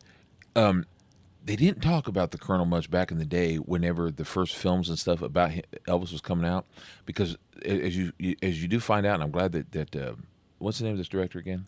Baz Luhrmann. Baz Luhrmann. Yeah. I'm not a huge fan of Baz Luhrmann's movies, but most of them. I don't dislike him, and I don't hate all his films either. It's like I like a lot of things about them, I just don't like everything about them. They're just a little bit big for me. They're a little too carnival for me. But that being said, so in that way, he has a lot in common with the Colonel. But because that being said, because Colonel was known as a carny. Yeah, that's what I mean by that. Yeah, I don't mean he's dirty or anything and a bit like of a con man. Yeah, so I don't mean Baz as the snowman. I don't mean Baz as a snowman. I don't mean that at all. But anyway, what I was going to say was that the Colonel was still alive for quite a while after. Yeah, he Elvis. died in I want to say it was like the early 90s. Yeah, so they couldn't just come out with anything and everything about the Colonel. So the first movie that I saw is straight on. I don't know if you want to say attack or let's just say they admitted everything because they actually had to take him to court and get everything. Yeah, against which him. they mentioned in the And end I'm of the glad film. they did. Yeah, but the first one that I saw where they really just straight out and said was the movie called it's also called Elvis, and it came out in 2005. And that's the one. It was technically a miniseries. Yeah, which is kind of funny because I let my brother David borrow it after I bought it, and it was made for TV. But he borrowed it and he watched the first part. Said, "But man, it ended so soon." I said, "Well, you watched the second part, right?" And he goes, "What? There's a second part?" So he had to reborrow it. Anyhow, but Randy Quaid played it really well, and they finally mentioned how the Colonel was basically scum. Yeah, and he was. Now, granted, I will say, without the Colonel, Elvis wouldn't have become what he became. But, I don't know. Well, I mean, the Colonel definitely had some help moving, but I don't know, his talent like that. What I mean made is, it, but he needed somebody to kind of set up. Yes, we never would have had Elvis like we had him. Yeah. At the same time, even though he helped build him, he also helped keep him down. Yeah, it's like we never would have had the Elvis that we got, but we also would have gotten more if it hadn't been for Colonel. Yeah. So it was like he was almost like He was a marketing genius in his own way. I mean, even marketing buttons that said "I hate Elvis," so even the people who didn't like him would buy merchandise. And that's like the first time that they showed that on a movie, at least. Yeah. So there's a lot of brilliant things about the film, and then there's a few things I think they should have done different about the movie. To me, this movie is a B+. For me personally, and I'm not saying anyone else needs to think what I think, but Which is a given. I mean, that's the way. This is an opinion thing. So. Opinion thing. Yeah. But the reason why is because what we were talking about earlier. I like it when you take someone back in time and you get to live in that time frame. Yeah. Now, granted, it's an opinion thing when they're making a movie, but I like when you take them back in time and you don't try to put any kind of an agenda or any kind of this is how it ought to be, blah, blah, blah. But Baz is known for this. This is what he does. He modernizes. Things. And sometimes that works like that. His version of Romeo and Juliet with Leonardo DiCaprio and stuff, he modernized the entire story and made it more relatable. You understood the story of Romeo and Juliet a lot better. I really liked that Now, one. I personally, that's not my favorite version, but it's not that I don't like it. I just don't like It's enjoyable, though. I don't like the gangster stuff and all that. But yet it fit, because that's really, when you talk about those two families, that's kind of what's going on. They were like mob bosses. I personally like going to the old days when I'm in Romeo and Juliet. But that being said, at least the kids, at least modern people could understand it finally, because it's something that they could relate to, and they was like, oh, that's what they're talking about. So it works sometimes, but this one, what we're getting at is like there with occasional bits of rap music and modern music popping up was a little weird. Well, there was no need for it. Yeah. But then the other thing was... But I guess he did it in Great Gatsby as well, but I never saw that one. I did, just about a week or two ago. Well, after I saw Elvis, I was like, someone said he did it with Great Gatsby, and I said, you know what, though? I did start watching Great Gatsby before, but I fell asleep. And it wasn't because it was bad, but sometimes I do this, I'm like, I ought to watch this. And the problem is my sleeping patterns are always way messed up. It's a mess, but It comes with my seizure medicines and all. So I finally said, I'll watch it again. This time I'll make myself stay awake, and I did. And great acting in that movie, too. But he did kind of suddenly go modern in the middle of it. And I personally don't like that, because when I go into the 1920s, 30s, 40s, whatever, I want to be in that time. Yeah. I want to live in that time. And suddenly... I want to feel like I'm part of watching that world play because out. to me, when I'm in it, I'm in it. And when you have me in this case, in Elvis, when I'm in the 1950s and then the 60s, I want to be in that, and you had me there, and then you suddenly push me out, and you got me listening to Eminem of all things. I wouldn't listen to him with a bullet to my head, but I didn't know it was Eminem. Yeah, in there, I'm not a fan of him whatsoever. Really, any of the people of the modern days that they played in the movie. But hey, I'm also old school. Yeah, but so I'm like an old man. But that being said, that's not an attack on those people. It's just not my style. But the film was really well done. I would give it an A if they had stuck to some certain things were not historically correct, but only a few things. They're never going to be perfectly correct in a biopic. I simply mean that what they did was they changed a few things, or they focused on things to make it a little more modern. Yeah, and they got a few things out of sequence. Yeah, that's what I really mean. Yeah, that's what I mean. But at the same time, but it's because you're trying to just tell a story more than you are. It's not a documentary. No, it's not. It's a biopic. And Baz Luhrmann's carnival style, that it's bright, it's colorful, it's fast moving, to me really worked well for being Elvis, because you're thinking about the sequins and the glitz and everything that was Elvis. Especially with it being around the Colonel. That really fit, because the Colonel being a carnival guy already. Yeah. It really fit. Brought it out a lot. Yes. Now, the one thing like my wife did complain about is like we didn't need the excessive amount of crotch shots. Yes. Granted, I got why they did it, because they're trying to... And our age, him wiggling is not shocking. No. But going like, hey, look, here's his crotch, would make you say, like, this is what it was like for people when they'd see that wiggle. One thing that he did so it brought it around, so you're getting the understanding the mentality of people in the day visually. One thing he did do that I really actually appreciated that he did with that cross shot situation there, I appreciated that he showed that Elvis did do that on purpose as well, because he was getting some attention with it. That's what he was supposed to. Yeah, that's what he's trying to sell. Because the thing is I love Elvis very much, very, very much, and I watch a lot of his documentaries. All, and one thing Elvis says, like, I didn't mean to, I didn't even know, I'm just a country boy. Blah, blah, blah. No, but you can see it on his documentaries, all stuff. Is he did just dance and jiggle. That wasn't something he did. But once he started getting popular, he did do it to get attention, and you can even see the smirk on his face and the laugh, and he knew he was doing it. That little bit of rebellious nature, because he was a teenager when he was starting to get popular. And I hate to say, but it's just true. Sometimes when you're darned if you do, darned if you don't, you're like, well, if I'm going to be darned, I'm going to do it anyway. Yeah. And also, he was trying to sell. Yeah. The Colonel he told knew him how to to. sell them. Yeah, the Colonel told him to too. Yeah, you yeah. know? But Which that was one of the things that was kind of interesting in the movie, that they have like their Colonel was trying to tailor him down a little bit and make him more And at the clean same cut time- image. I'm like, I don't know that he really was going to be that way. no, and it's But we'll look into that. I mean, I got a biography stuff. We'll some more great detailed stuff. Great stuff. But the other weird But thing, overall, good movie. I really thoroughly enjoyed it. It was really good. But we need to move into our next movie. You've basically the thing about been on for a long time. The thing about the Elvis movie is, like I said, I give it a B+. It would have been A if he just would have toned down from some of the racial agenda stuff that wasn't necessarily true. But that did fit with a lot of Elvis's background. It fit so some. putting it in, it's just that they didn't it need did, to. They kind of went overboard on it, and also I didn't think so. I thought it fit. But they made up stuff that wasn't really Well, there. yeah, and making stuff up is one thing, but there's a few other things they did. But I would have given it an A had they just. I'm going to go see it again. Yeah. But if they had just done a few things differently, and I wish they had focused a little more on. But the problem was they focused so much on the Colonel and other things that they didn't get a chance to focus on other things. But luckily, the story was about his relationship with the Colonel. But luckily, really. you have more films, you have more documentaries, and Yeah. I suggest there's all kinds of stuff you can go look at if you really want to. Ever get a chance to watch the documentary? Not documentary, documentaries too. But if you ever get a chance to watch the miniseries from 2005 called Elvis, and it has Randy Quaid as the Colonel, watch that. Because that's also a very good film, and they did a really good job. So I already knew a lot of these things, but they're really good films. And if you ever get to watch the first movie that was made about him that came out with Kurt Russell, John Carpenter, and John Carpenter, that's how they met, and that's how they started doing their basically wonderful series and stuff. Great film. It was made for TV, but that was the first film after his death that came out about him. Wonderful stuff. But get a chance, watch these things. They're great films. But overall, I didn't have any complaints on that. I didn't feel any agendas because it seemed when they were going through because Elvis growing up, and he was going into those revivals. He lived with them. He with his black style music, and yes, I mean, heck, if you watch that This Is Elvis documentary, they have footage where people that were that end music and stuff like that. Yeah, he was terrible. getting that, and you've got. You're basically looking at his timeline of the 50s. He's going through a segregation. Yes, and the 60s, the revolutionary time of the 60s and the civil rights movement. That was stuff that was big deal for where he had come from, what he was going through. So it fit perfectly for what, Elvis's timeline, was experiencing, what he was going through. My turn. It's like, give me a minute.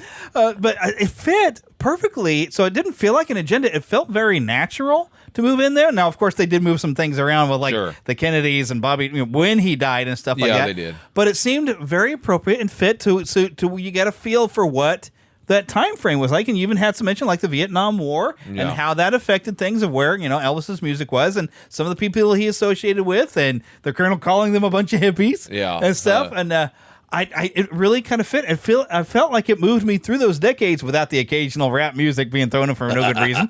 But I felt like I did walk through those decades and felt, the experience of what was going on. So I thoroughly enjoyed it. It is my number 2 movie of the summer because number 1's still Top Gun Maverick. Yeah, you can't beat that. Because wow. But this, I really thoroughly enjoyed it. And I felt like I did walk through 3 decades. But I got to say, I will warn y'all now. The 70s were not a great time for Elvis. No. And it doesn't really end happily. He does die before he really gets fully free. Yeah.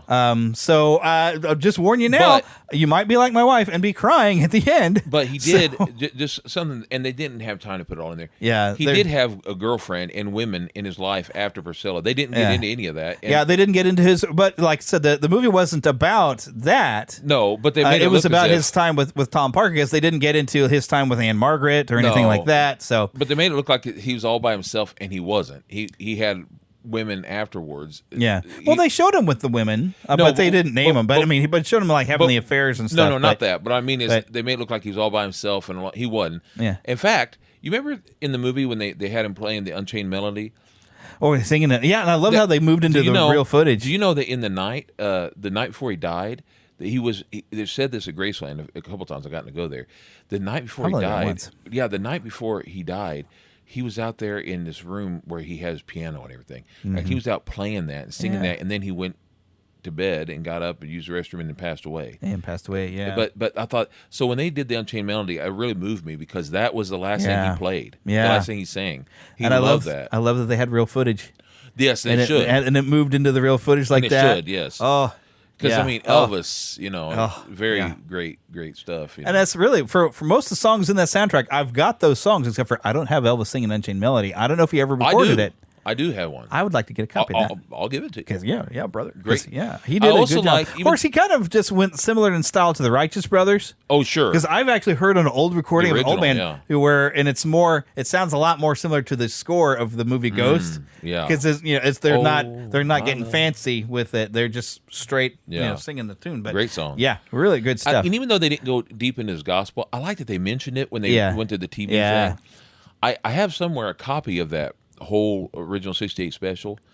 Tremendous. So you can find the whole thing. Oh, yeah. Because I've only seen clips. They have an official Elvis Presley YouTube channel, and I've seen the clip where he's doing the song If I Can Dream. I've seen that footage. That was made for that, and that was brilliant. Oh. Do you know that they never released that on an album or anything? It was like it was never done again. He recorded it once, but it's so well done. You may be able to get it on the albums, but he never redid it again. It was just a once. Well, because I've got a recording of it, but it's taken from the 68 special. They just grabbed the audio from it. He just never did it again. He just that was it. And it was so moving. Yeah, it's so good. It's like, why would you do it again? You don't need to. It was so, and you could sense it when he's doing that. Yeah, it's so moving. I get even now I'm talking about. I'm getting goosebumps. He was in the moment, big time. The other day, that song, I woke up and I just heard dun dun dun dun dun, and in my dream, I started hearing that, and I just started crying. I know it sounds dumb, but folks, I love Elvis. I just love. Well, we're gonna get into before I want to move on to the next movie because I got a whole bunch of Elvis stuff to come later. Oh, good. So good. that's why I was like, we've gone on really too long on this. I'm sorry. Move on. I'm sorry, brother, but I love the man. I love the man. You got into a tangent. I'm gonna tell you something, man.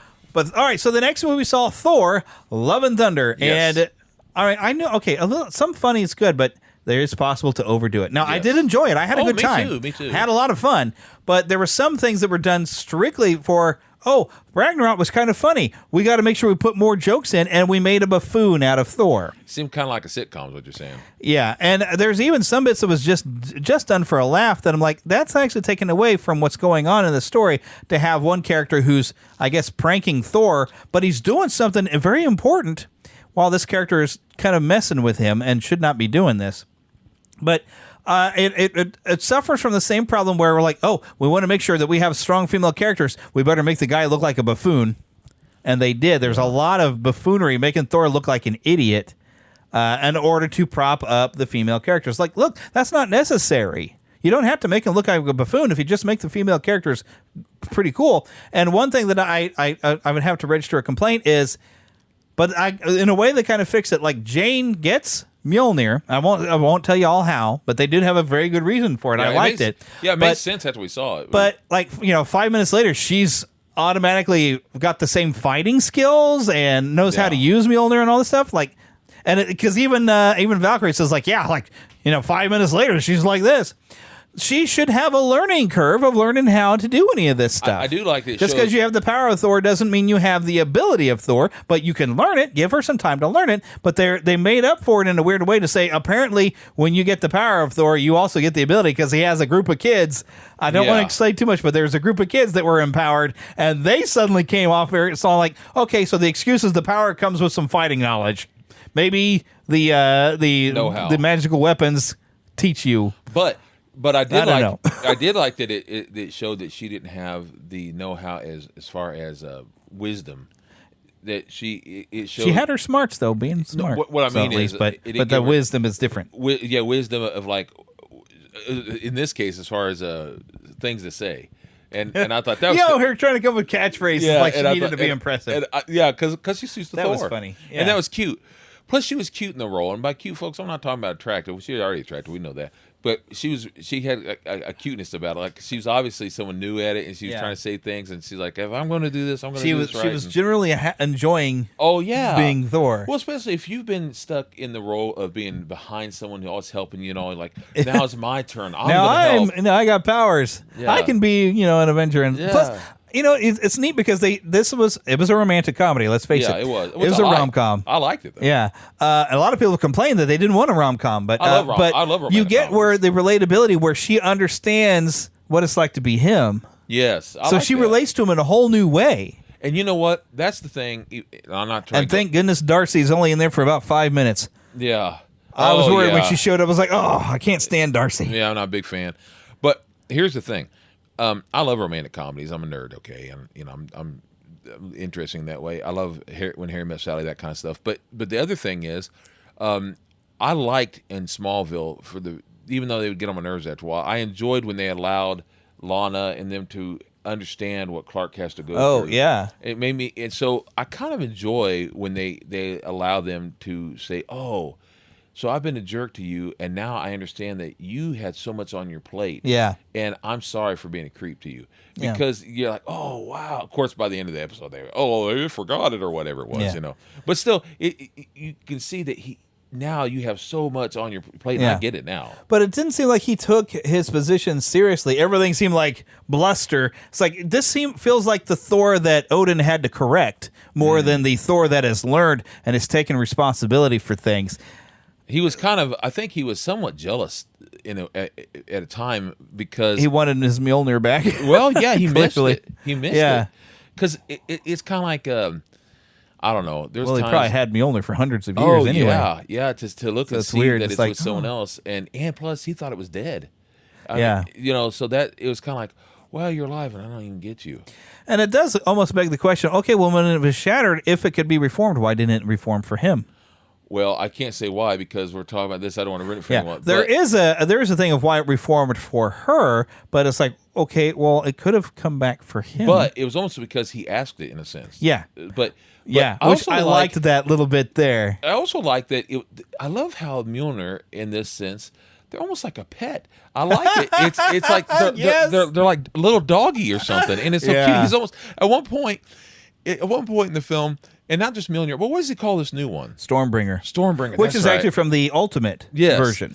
But I didn't know that. Yeah, but I like how he talks to it and nearly pets the darn thing. Yeah. He's sitting there talking, and he kind of pats it. But it's interesting. It gives more dimension to like the weapons have a magical consciousness. Kind of like the cape of because in a way, whatever you want to call it. If they're it's with the Mjolnir itself, I guess it chooses when someone is worthy. That's it. So it makes it has some sort of mentality. It reminds me of like Doctor Strange's cape, or like the carpet on Aladdin. Yeah, I like it. Yeah, because it fits. It makes you appreciate these. When I was a kid, it makes it a character too. When I was a kid, I used to talk. That's exactly right. When I was a kid, I used to. This is dumb, but I got to remember I was 6 or 5 or 6. I used to talk to my crayons. I used to talk to these things and say, "Thank you." Don't we all? And I would. Oh man, I loved these things. I still have blankets, and I got one on me that my aunt made me. And I used to snuggle these things and think of it being like a part of what my aunt, I'm talking about as a kid, and think like it was a part of them because they made it, put it together. And so I used to think that this blanket was something that my aunt made, so it's like having her with me still. Yeah. And that's the way it was and still is in a way. I get it. I got grandma's blanket still. Yeah. It makes you feel like these are character, like in that it has her type of character in it. So I know it's silly, but I love that stuff. Yeah. But overall, I mean, and my wife does not like screaming goats. But I was laughing. I thought it was kind of funny having them because they were really annoying everybody. But I feel like they only existed. The perfect time for them in screaming goats is when they go crashing into this asteroid and they scream when they hit it. I about fell out of my chair because that was funny as heck because it was appropriate for them to be after they hit an asteroid. Also, Russell Crowe was fun. I was about to say Christian flippin' Bale. Oh man, he was outstanding. He's such a tremendous actor anyway. Yeah, he is. He's what you call those, Jeremy. You can. He was correct so me if good, I'm wrong here, but isn't he the kind that you would call a character actor? Yes, because he can morph so much into different in a different thing. Although there was one point he kind of had a little gravel and he had a pause that reminded me of when he'd take a breath in the Dark Knight. Yes, there was one moment that was a little talk. Your stance against corruption. There's one moment that he takes a breath in the middle of the lane that I was like very Batmaning. But he was so good. He was so good, and you can relate to him. Yeah, you can understand that character. And I like to appreciate that they had that the Necroblade corrupted and made him crazy. Yes. Because when he was taken away from it, you felt him come back to the character we meet at the beginning. And I don't want to say what happens to him at the beginning, but you get back to relate. It's like, oh, we're back to you, where I felt bad for you, and I felt justified for what you did at first. But then it's like, whoa, you went way over the top after that. So you know what that first scene reminded me of just a little bit? Dune. it reminded me of that, but it also reminded you remember Star Trek V when you had Spock's brother, and Was Star Trek 5 one of the good ones or one of the bad ones? Oh, it's a horror. It's the worst. Isn't that the one that it's like the weird guy that thinks he's God or something, or wants to go find God? That was Spock's brother. Yeah, I only watched that one once in the theater and never touched it again. It reminded me of that because it starts off with a guy in the desert who's bald and pale looking, and he meets another guy who is Spock's brother, but who says we're going to find God. But it reminded me of that a lot because basically they get corrupted. And that I'm telling you, it's like they're crazy out of their mind. And I was like, this is reminding me of Star Trek 5, not because it was bad like Star Trek 5 was, and it had some moments of good, but mostly it was ugh. Anyhow. I'm sorry, William Shatner. I love you, and he directed that, by the way.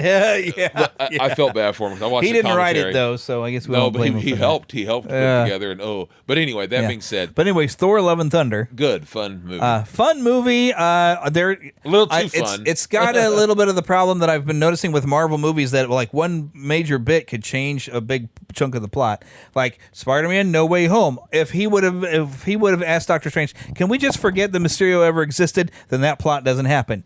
Doctor Strange Multiverse of Madness. If, at the end of WandaVision, Vision would have said, I've given my consciousness to my new body, come out and find me, then that movie never happens. And in this one, one of the major plot points is we need to go get help to go do this. You've made friends with the Guardians of the Galaxy. You have help at your snap of your fingers. Takes away a major chunk of that out of that movie as well. Not to mention, and a friend of ours mentioned this, and it's true. I'm sure they can do it in other films. Yeah, but it would have been fun to see all the other Thors, the Frog, yeah, Thor like Beta Ray Bill, and that, and other things. There's time. Yeah, there's time. I'm not giving. I did love when I was a 12-year-old. I just started getting into. Now I knew who Thor was, but I didn't know all the new outfits and stuff with Thor at the time. He was wearing the crazy mask with the gold and all that, and I had a kid when we had medieval day at school. He dressed up like Thor like that, wearing the gold and all that stuff. Yeah, he did a good job. He put it all together with tinfoil and other things. But he did the best he could, and he did pretty good. But anyway, so he come up there dressed like that, and he was showing me things from comic books later on that week, and that was what he was wearing at the time. Thor was. That was 1989. So whenever they showed, and that outfit was in the movie. That was the outfit that was in the movie, this one. Except there was more gold instead of silverish. But still, the point is that it was nice that they try to bring all the different outfits of Thor, just like they've done with Iron Man. And he had at least 3 different outfits here. Yeah, just like they do with Iron Man. The one thing that also is weird about that is why did he have to disguise himself to go... Well, I don't want to get into too much, but he had to disguise himself. Why? Yeah. He's the God of Thunder. He should have just been a walk in the front door. True, but I was going to say, Russell Crowe did a fun job. Yeah, Russell Crowe was, it's with the weird Greek accent, but it was just fun. Well, it was fun. But I think the Greek... I want to move on. The Greek was fun because, we all know why, but that was just fun. Yeah. But I'm going to move on. We were going to talk about some days of the week, but, we have run an hour and 46 minutes. 7 days a week. So... I'm going to, instead of just going from biography, I did some research, and even Graceland.com has a biography on Elvis. Fun. So I'm only going to pull from one of the 2 biographies. I did have 2, but in an interest of getting this thing moved on. But they have, and I thought it was appropriate coming from Graceland. Let me just read some of this. Incredible Elvis Presley life story begins when Elvis Aaron Presley was born to Vernon and Gladys Presley in a 2-room house in Tupelo. I don't know if I'm saying that right. Mississippi. Tupelo, yeah. All you from Mississippi are going to say that I'm saying that wrong, but I'm making sure I said Mississippi instead of Mississippi. Yeah. Mississippi, because I know how y'all say it. On January the 8th, 1935, his twin brother Jesse, Guerin, was stillborn, leaving Elvis to grow up as an only child. He and his parents moved to Memphis, Tennessee in 1948, and Elvis graduated from Humes High School there in 1953. Elvis's musical influences were the pop and country music of the time, the gospel music he heard in church, and at the all-night gospel sings he frequently attended, and the black R&B he absorbed on historic Beale Street as a Memphis teenager. Right. And I love that they went and spent some time on Beale Street and I love Beale him Street. beating like B.B. King and stuff. Yeah. So in 1954, Elvis begins his singing career with the legendary Sun Records label in Memphis. In late 1955, his recording contract was sold to RCA Victor, and by 1956, he was an international sensation with a sound and style that uniquely combined his diverse musical influences and blurred and challenged the social and racial barriers of the time. He ushered in a whole new era of American music and popular culture. Here are a few Elvis Presley facts. He starred in 33 successful films, even though he got tired of them. Oh, yeah. Made history with his television appearances and specials, which, if you watch the This Is Elvis, they'll even show him with Frank Sinatra. Oh, yeah. That was great. That was a great one. Yeah. It was right after his military. Yeah, but him and Frank Sinatra. Oh, come on, brother. I mean, Sinatra was so great. Yes. His often record-breaking live concert performances on tour and in Las Vegas. Globally, he has sold over 1 billion records, more than any other artist. His American sales have earned him gold, platinum, or multi-platinum awards. Among his many achievements were 14 Grammy nominations, 3 wins from the National Academy of Recording Arts and Sciences, the Grammy Lifetime Achievement Award, which he received at age 36, and his being named one of the 10 outstanding young men of the nation for 1970 by the United States JCs. Without any of the special privileges celebrity status might have afforded him, Elvis honorably served his country in the U.S. Army. And I think that's as far as I'm going to go. There's a little bit more just talking about him passing away August 16th, 1977, at the young age of, and I call it the young age now of 42 because I'm over that. That is really young. Heck, I'm 45, so I mean, oof. Here's the thing.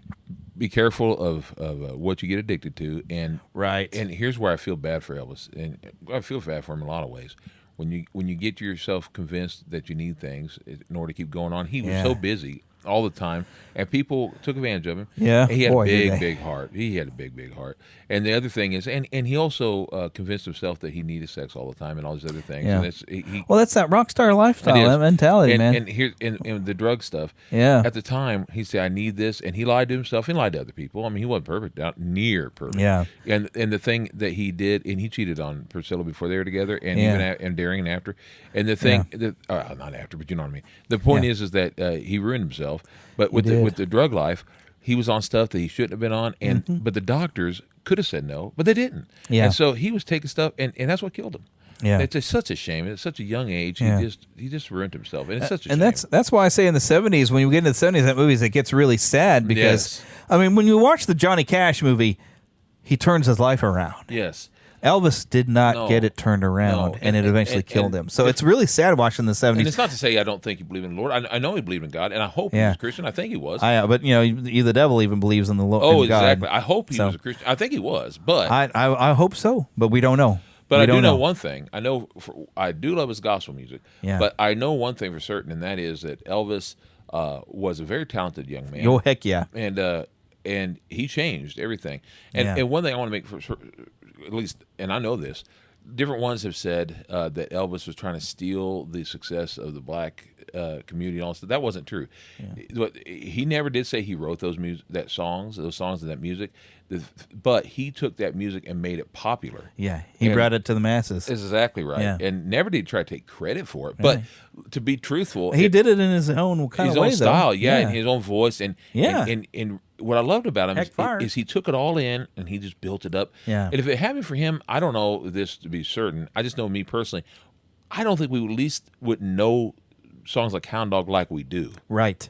And you know, Teddy Bear like we do. Yeah. Yeah. And by the way, it was popular back then to have songwriters, right, and song performers, and sometimes you had both, like Buddy Holly and you know. But in truth, Sinatra didn't write his music, right, and but he knew how to perform it and sing it. He had his way. He had his style, and he was going to do it. And you couldn't beat it. Oh, yeah. Dean Martin, you know. And now you got lounge singers trying to replicate Frank Sinatra all over the place, man. Yeah, and Elvis.